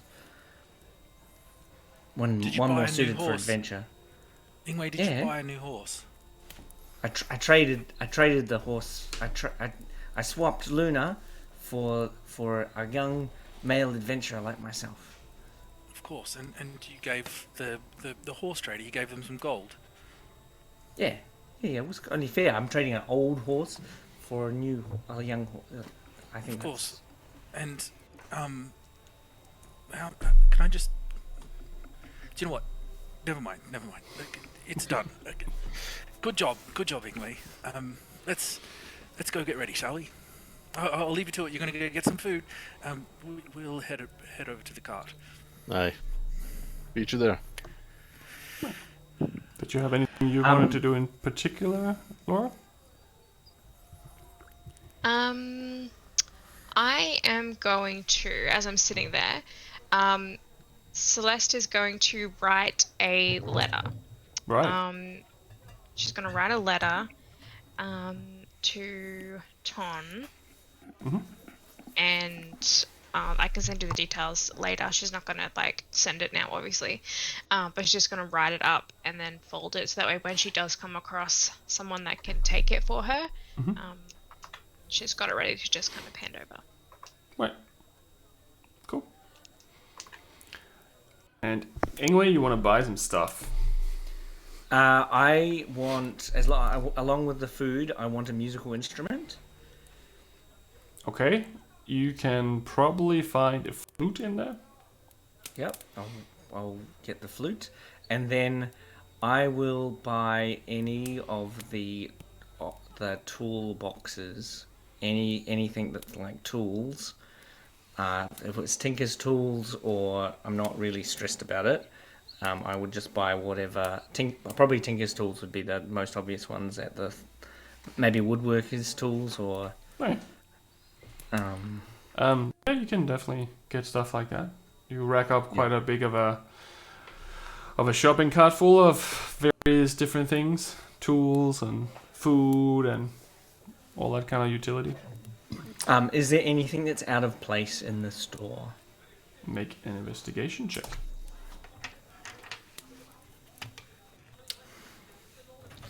I rolled an 18 for a 23. There is one thing that's a little bit out of the ordinary. You find behind one of the books of beans, one of the, I guess, jars of beans, there is a book that has the same symbol on it as the one that's on the necklace that the Drider had. Which I have. Yes. Definitely want the book with the symbol. Right.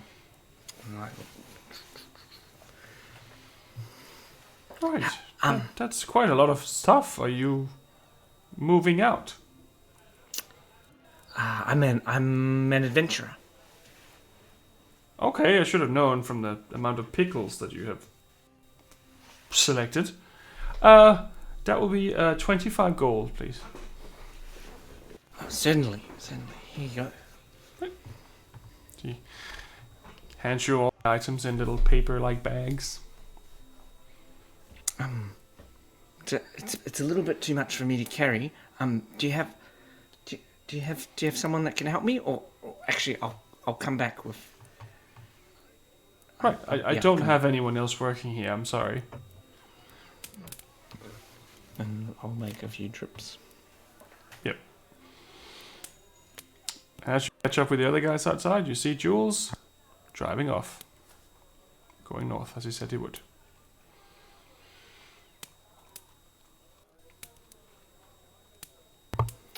Are we ready to go? Hey, Celeste, I got some maps, and I got some food, and I got all these tools. I don't know how to use them, but I'm sure they'll come in handy. I like your thinking. I like your thinking, Ingue. What have you got? Show me your tools. Woodcarver's tools, butcher's tools, tinker's tools. I'd say fishing tools. Yeah, fishing tools as well. Is there a bone saw in his butcher's tools? Not a bone saw, but just a cleaver. But this cleaver has a little bit of an edge to it, so you can see that it's been designed to chop through bones. This is very handy, Ingue. This is very handy. If I need to take off your leg, this will come in great use. I've done that before. You just got to reach in and you've got to clamp. You've just got to clamp and then you chop. It all works very well. A little girl standing on one of the nearby houses hears this conversation and just runs into her mom while she's crying. Oh, it's all for good. It's all for good. I should watch what I'm saying, shouldn't I?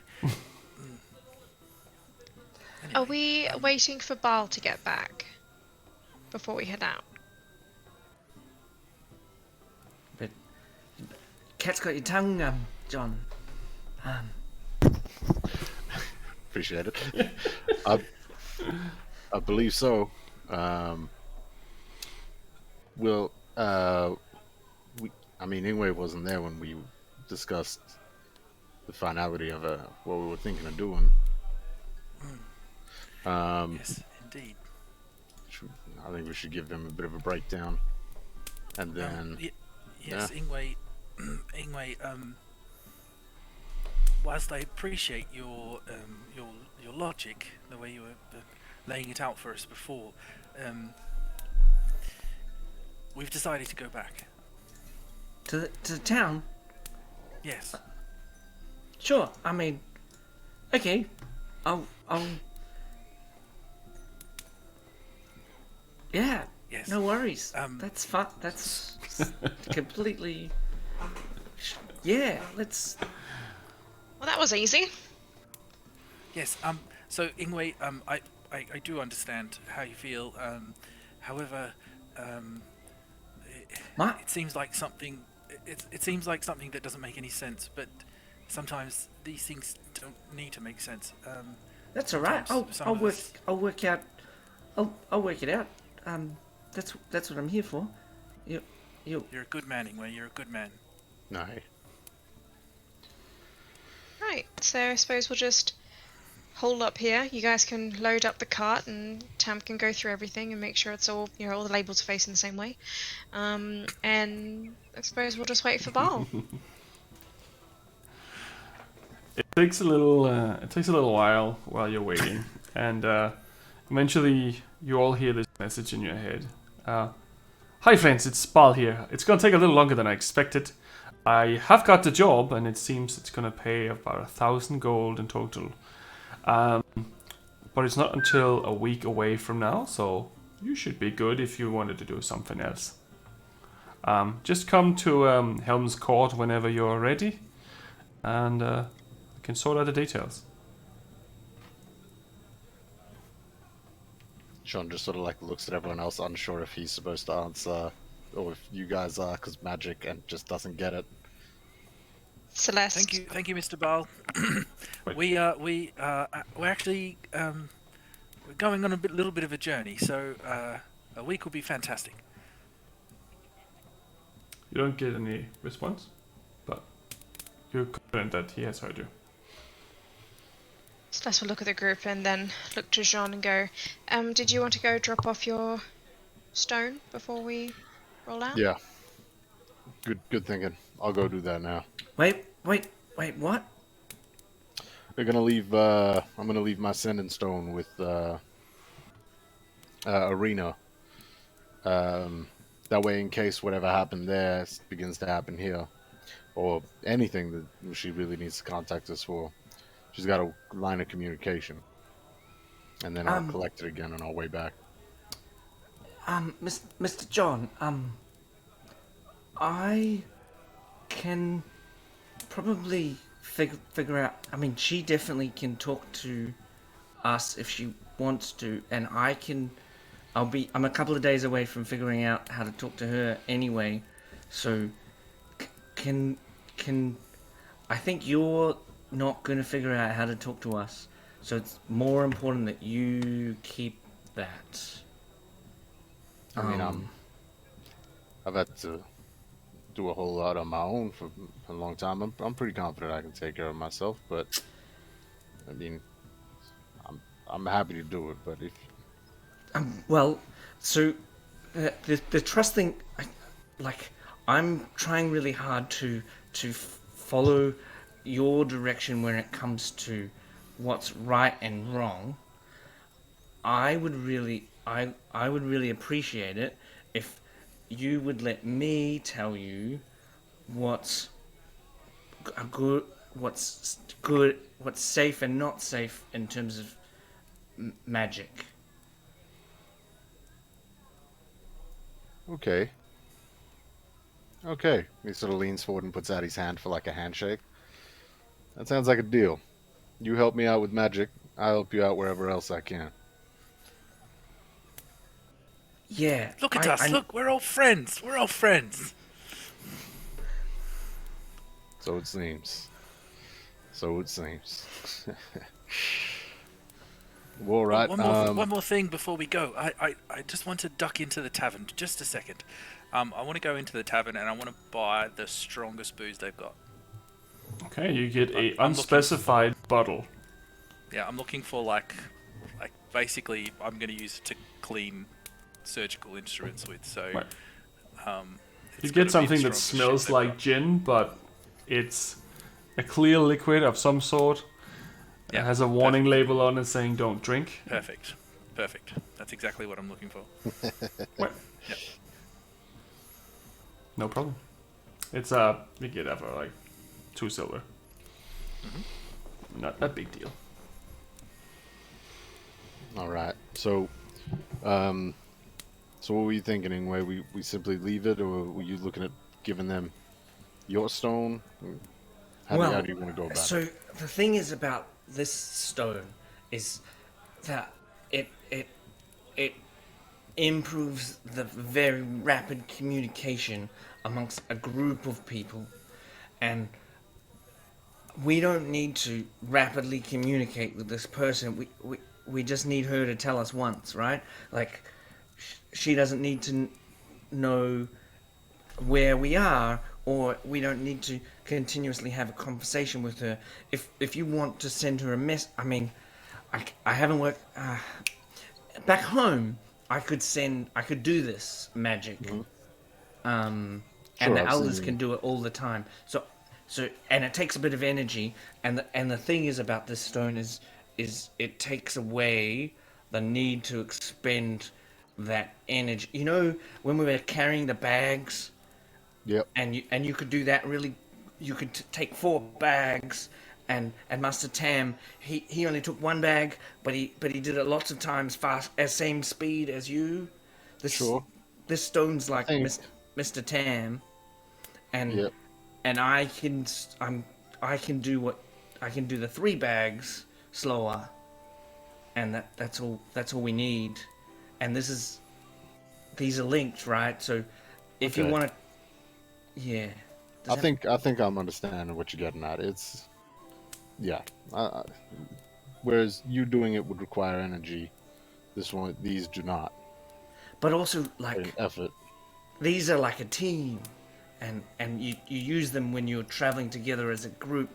If there's people that can, you know, like if you want to talk to one, Mr. Baal does it, right? Like he talks, he has like 1-to-1, and where, Sure, like you and Celeste did it as well. yeah. Yeah. Yeah. Yeah, all right. Perfect. All right. If you believe that's the best way, I'm gonna listen to you.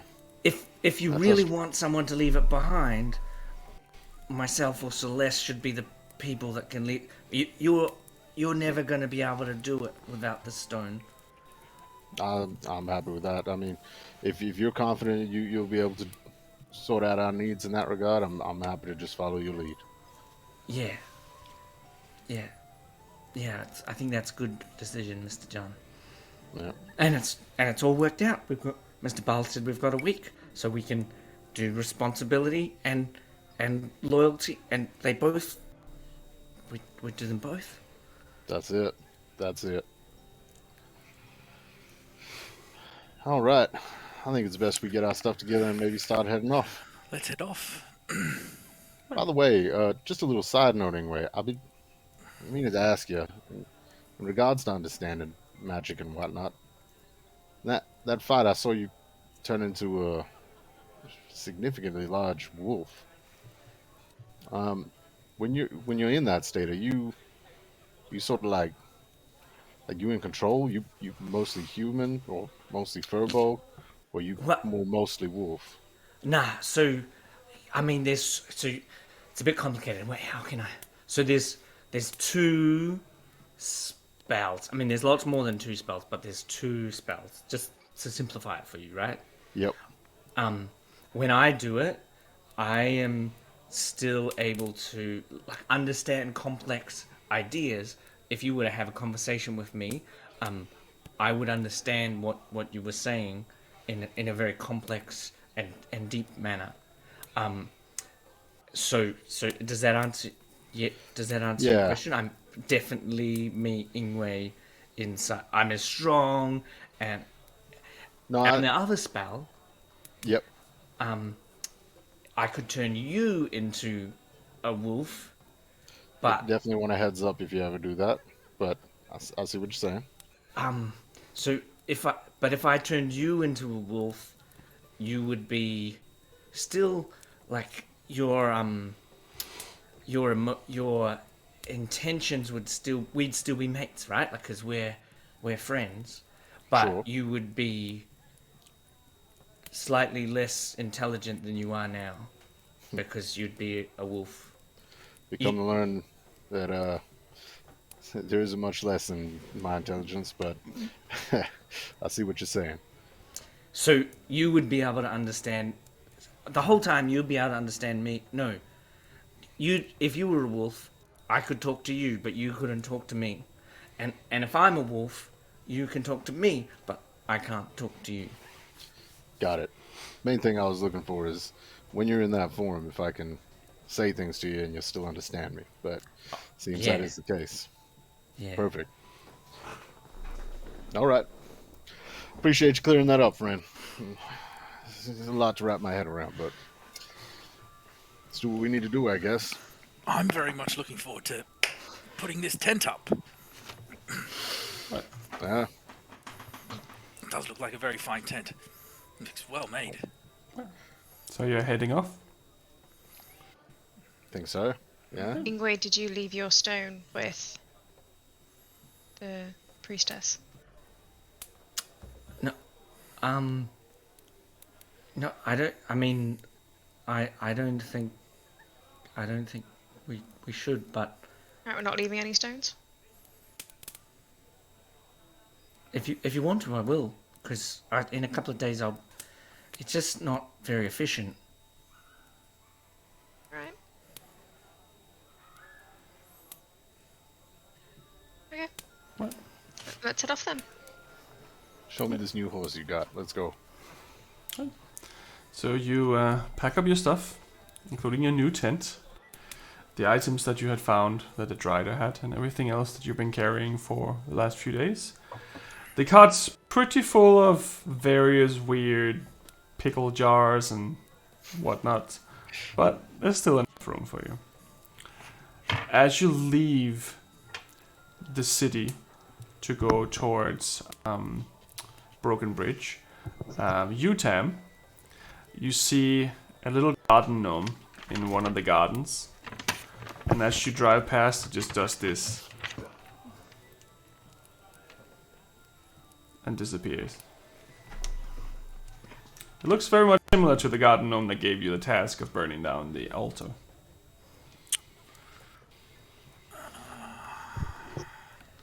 However, leave and you're on your way.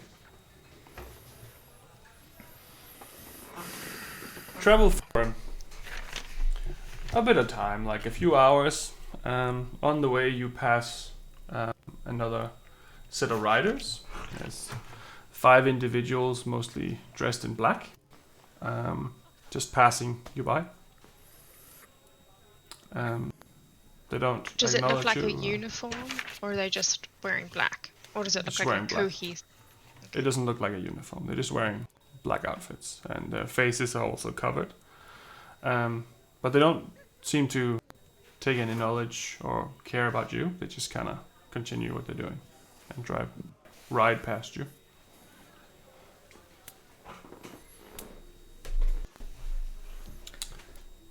But after a few hours, night falls, and it's time to go to bed. We get to put up the tent. Yes, Tam, you can put up the tent. Fantastic. I can't wait. So as you open this package with the tent, you notice that it looks a little bit like an umbrella. And there's a rod that sticks out in the middle. It's a lot smaller than you thought it was going to be. There's a little rod in the middle, and it has a little lever on it. And it says, "Sticking ground and pull me."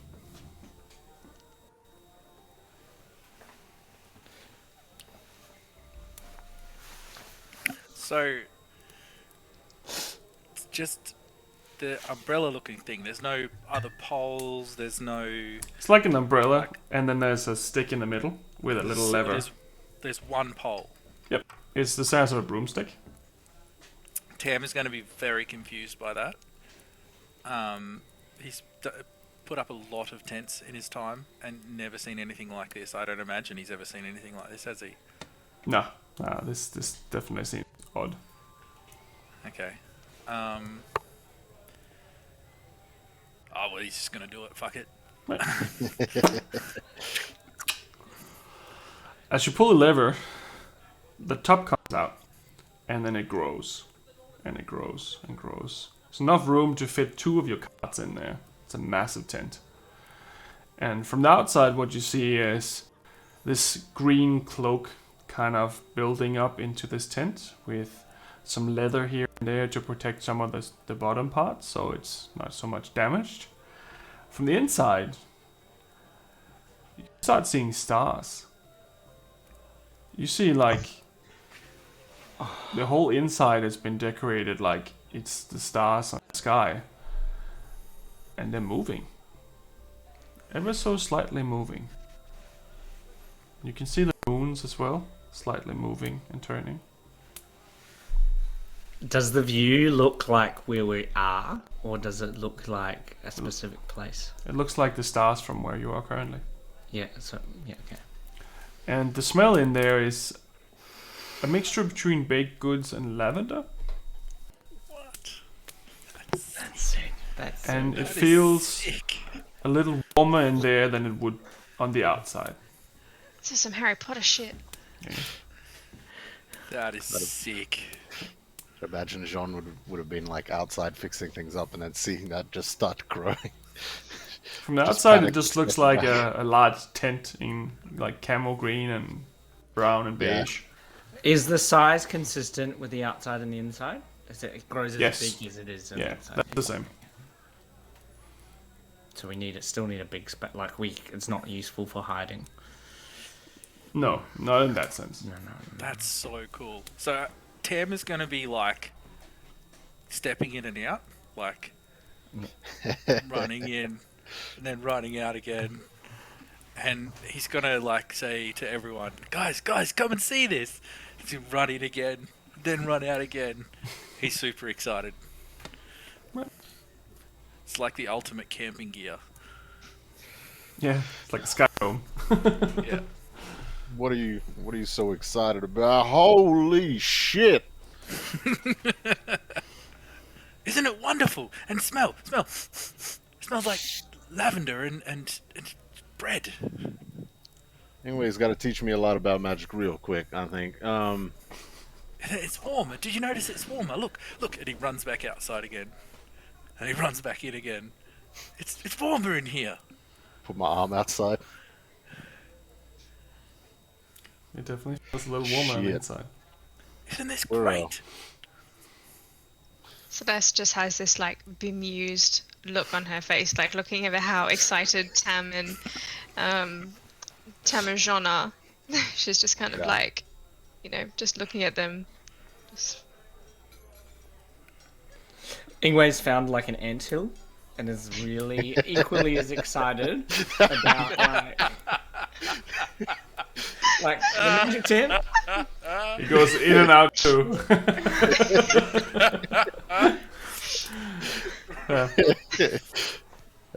Incredible. Incredible. Fair. Yeah, Jean's got a big fat smile on his face. It Reminds feels me of my room feels when I was homely. growing up. Yeah. Yeah, it would probably be similar to something like that. It feels very cozy. But night eventually comes. So I think that we should set up a lookout station, just to be on the safe side. I don't really need that much sleep, so I'm happy to, stay up most of the night if someone wants to take over at the end. I'm happy to take that last bit of watch. You need? Sure you don't need much rest. No, fine. I don't really sleep anyway. I mean, I sleep, but not the same kind of sleep. Alright. Sure, wake me up when you're ready. Right. So you're taking the first watch by yourself? I'll take the first 2. Okay. I am going to join Celeste on the first watch. Okay. So I need both of you to make a perception check. Can I send Ingue Sonos with them? So I'm just going to tap Sonos and say, Sonos, Sonos, can you keep an eye out for us as we sleep tonight, please? Okay. Seems sad. But he doesn't.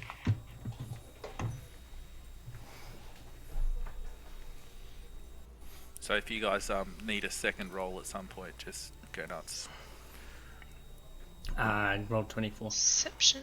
24. 16 for my first one. In the far distance, you can hear the sound of some wolves. Doesn't sound like it's close, but you can definitely hear that somewhere out there are some wolves.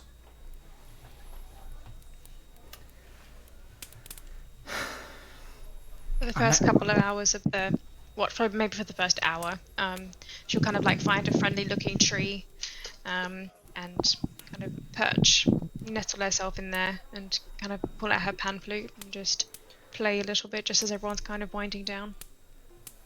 So Ingwe will come out, because I wouldn't have volunteered for the watch. I just would have waited until you went to the watch and come out to find you. Miss Celeste. Oh, don't call me that. Just call me Celeste. Is fine. Okay, yeah. Celeste. I'm glad we've. Wow. Do you hear the wolves? I met them. They weren't nice fellows. Anyway, I've got more important things to do. I found some things. I noticed that you were good at finding about things. I have these 2 swords. I have this ring, and I have this necklace, and I found this book. I wonder if you'd take a proper look at them with me. Yeah, absolutely. Put them down over there. Lay them out in a line for me, and then just keep an eye out. I'll probably need, almost an hour or so to make my way through them. If you want to keep an eye out, I'll see what I can find out. Yeah, okay. I'll watch. Right. So for 10 minutes you enter this trance and start identifying, I guess? Yep. So our ritual cast all of them, so she's like inscribing these like sigils in the dirt and stuff. 2 of the items are magical. One of the swords, a rapier, and the other one, a ring. The ring is a ring of protection, +1. The rapier is called the Rapier of Toxicity. I can't even say toxicity. When something is toxic. Yep. Toxicity. Jesus. So if you score a critical hit with this sword, it adds another d6 of poison damage. Other than that, it has the same stats as a normal sword. Neither the book or the other sword or any of the other items you put are magical. So Celeste will hand back your items, and then she'll hold out the ring and go, "This would be very useful to wear when you're not, when you're Ingwe." And she'll plop it into your hand. And then she'll hold out the rapier and go, "This rapier It likes to bite back. I reckon if you hit hard enough, it'll give a little bit of extra oomph. All the others, though, are fairly normal. Did you put the book down as well? Yeah. So you also would notice the symbol on the book when you're doing this. And the necklace as well that matches the book. Yeah, that's not magical either. So the spider thingy, that I think they called it the dryad, was wearing this necklace, and then in the store, I found this book, and I would have read the book actually on the journey. Right. I'll get back to you on that, but basically, the title of the book is Clauro the Undying. Seems to be a book devoted to a cult of some sort, led by Clauro the Undying.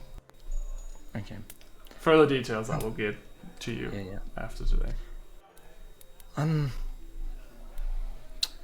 I've only been out here for a little while, Celeste. Really? Well, I think you and I need to watch out for each other, because from today, I really feel like the humans. I know Tam's not fully human, but I think that their loyalty lies with themselves. Something didn't sit right with me today. I thought Mr. John, I mean, he is a good man, but I don't know if he can always make the right decision. Well, the thing about loyalty, Ingue, is that usually it's earned. Doesn't matter, what creed you come from, what banner you fly. Loyalty is something that is earned through actions and deeds, and I think that if we work really hard, and if you can show yourself to be a good friend to these people, I think that you'll find that loyalty can sway.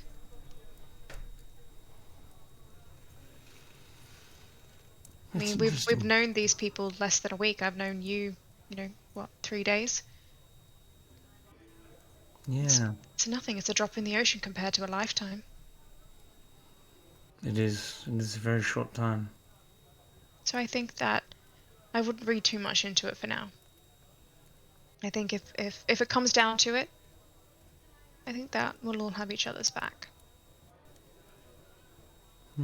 Thanks. That's. I'm glad to hear it from you. I think you're a discerning person. It really disturbed me today. What part of it disturbed you?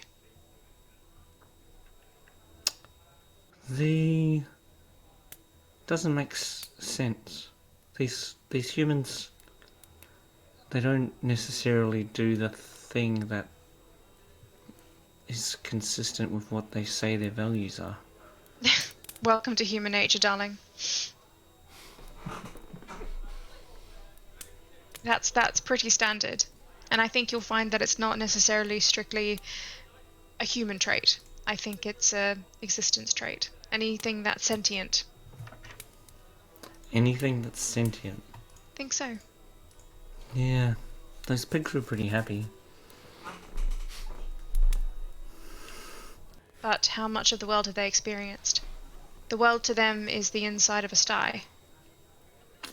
Yeah, and the person that feeds them is the person that leads them. Exactly. So what do they have to question? Whereas out here, the world is vast and it's full of questions that may not have simple answers. Questions that may not have any answers. And so having a direction to go in will certainly help you find those answers. But what's right and what's easy and what's good are not always the same thing. It's up to you to make that choice.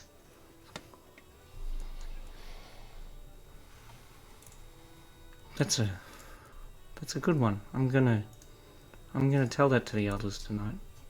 What's right and what's good and what's easy.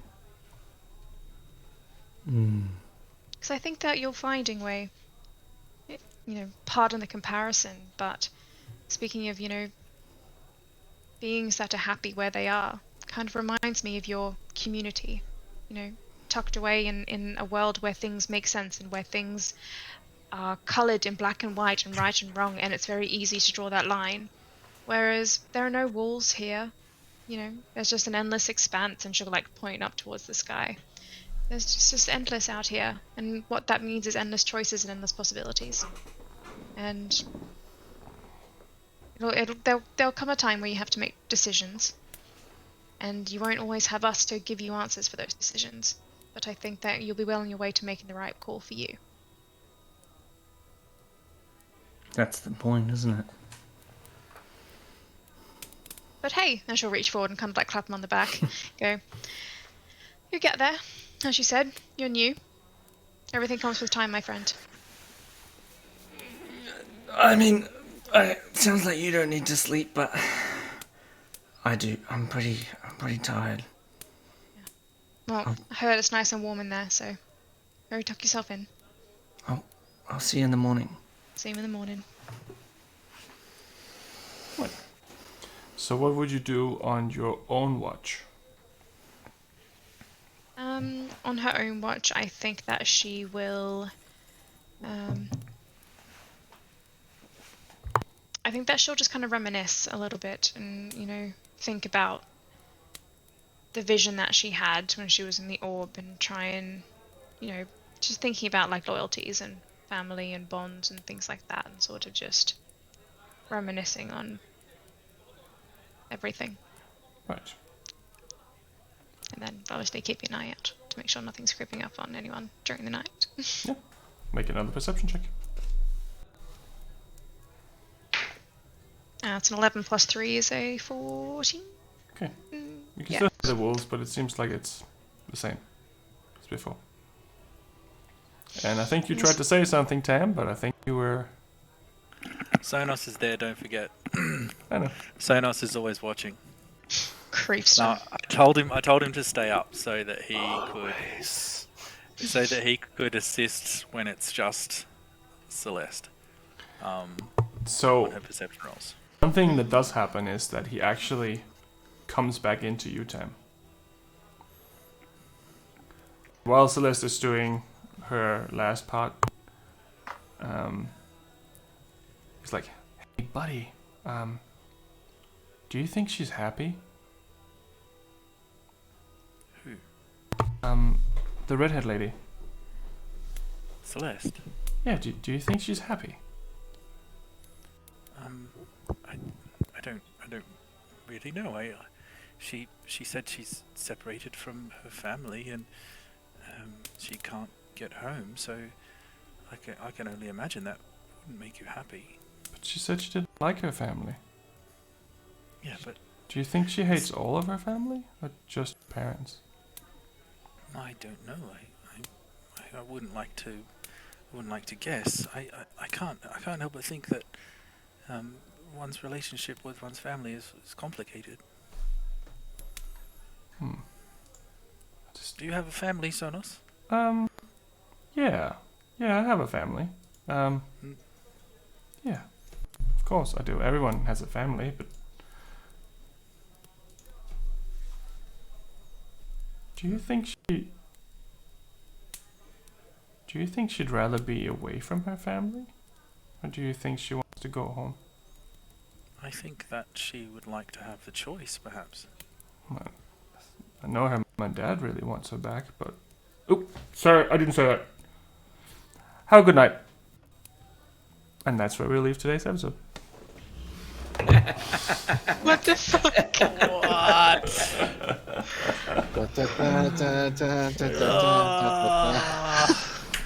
Tom! Yes! Yes! It wasn't on the list. Yes! Aww, I'm not crying, you're crying. Oh, That's so good. only 4 episodes in and I already make someone cry. Oh, Tom. That's fantastic. Well, we'll see. Depends on what this means. Wow. Okay. Wow. Yeah. Damn. Radio. Well, I think that's going to be the end of our little adventure for today. But if Mr. Sherrock can find someone for us to raid, we might as well spread some of the love. Spread the love. Oh, it was a good game tonight, my friends. It's very RP. So good. That was good. Very, very, Very RP RP. I focused. just I feel like I know all of chill you. with my coffee, spy on people. Yeah, you know. Chill. You're gonna be out of a job, Tom. We'll just keep talking and talking and talking and talking. Well, I have one role. It's apparently peeping Tom. Well, that's the thing. Talking of rolling, like I think I rolled twice. I think once or twice. Yeah. Well, it's not necessarily necessary. And what about you, Jacob? How many times did you roll? Twice probably. What about you, Perception John? takes. Maybe once. I'm actually Maybe. not sure. I think you had you were Religion? looking out for something. Or you had a religion check. That's right. Yeah, that's right. Yeah. Well, I love that we can bounce off each other Definitely. for 4 hours and just it's so good. Oh man, I love it. Yeah. And some of the conversations we had, man, fuck, that was so cool. Mm-hmm.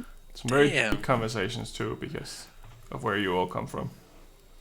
It's funny how it changes too. Like you kind of create a character. Like, how are you going to relate to each other? And then it's like in your play, evolves. it's like this. It changes. Like it's not gone to plan at all No. in terms of my character relationships.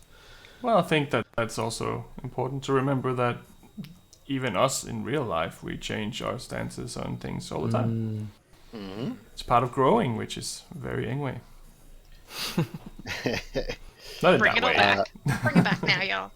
That's it. So for a raid, we've got a few candidates here. We've got if we want to hit someone with some lower views, we've got a few people. The Eldritch Scribe, Einstein's Barber again. The name is Toby. Otherwise, we do have the wonderful Dreaded GM going right now as well. Oh, As well as the Fourth Culture and Flabberchino, which is a hell of a name. Flappuccino, okay. Everyone roll a die. Or everyone roll a d20. Okie dokie. A D20, last roll of the night. Natural 20. I got 7. 4. So, Mr. Tam, Enrique, John, or Jackson, Casper. which one would you like us to raid? I think I'd actually like to go for the Dreaded GM. There you go. Yeah. I think I love what they do, so I'd love to share that with some of our peeps. Cool. Hell yeah. Let's do it. Let's do it. All right. I'm going to hit that button. I think I'd. There we go. I want to hear myself. Oh my god. All right, it's doing a You're countdown both now. places. The raid is ready. If you want to send us off. Then I'll hit that button when you're ready. I am ready. We're already? Need to Yeah, click easy. No, I don't need to do anything. You can do it now. Yeah. Thank you so perfect. much, Cool. everyone. Yeah. Thanks, everyone. We love See See you. you guys. See you next Monday. See you next Monday. Without technical difficulties. Yeah. Bye. Bye. See ya. I can't hear anything because my AirPods died. We can hear you, Jacob. And we've Come raided. here. Bye. You.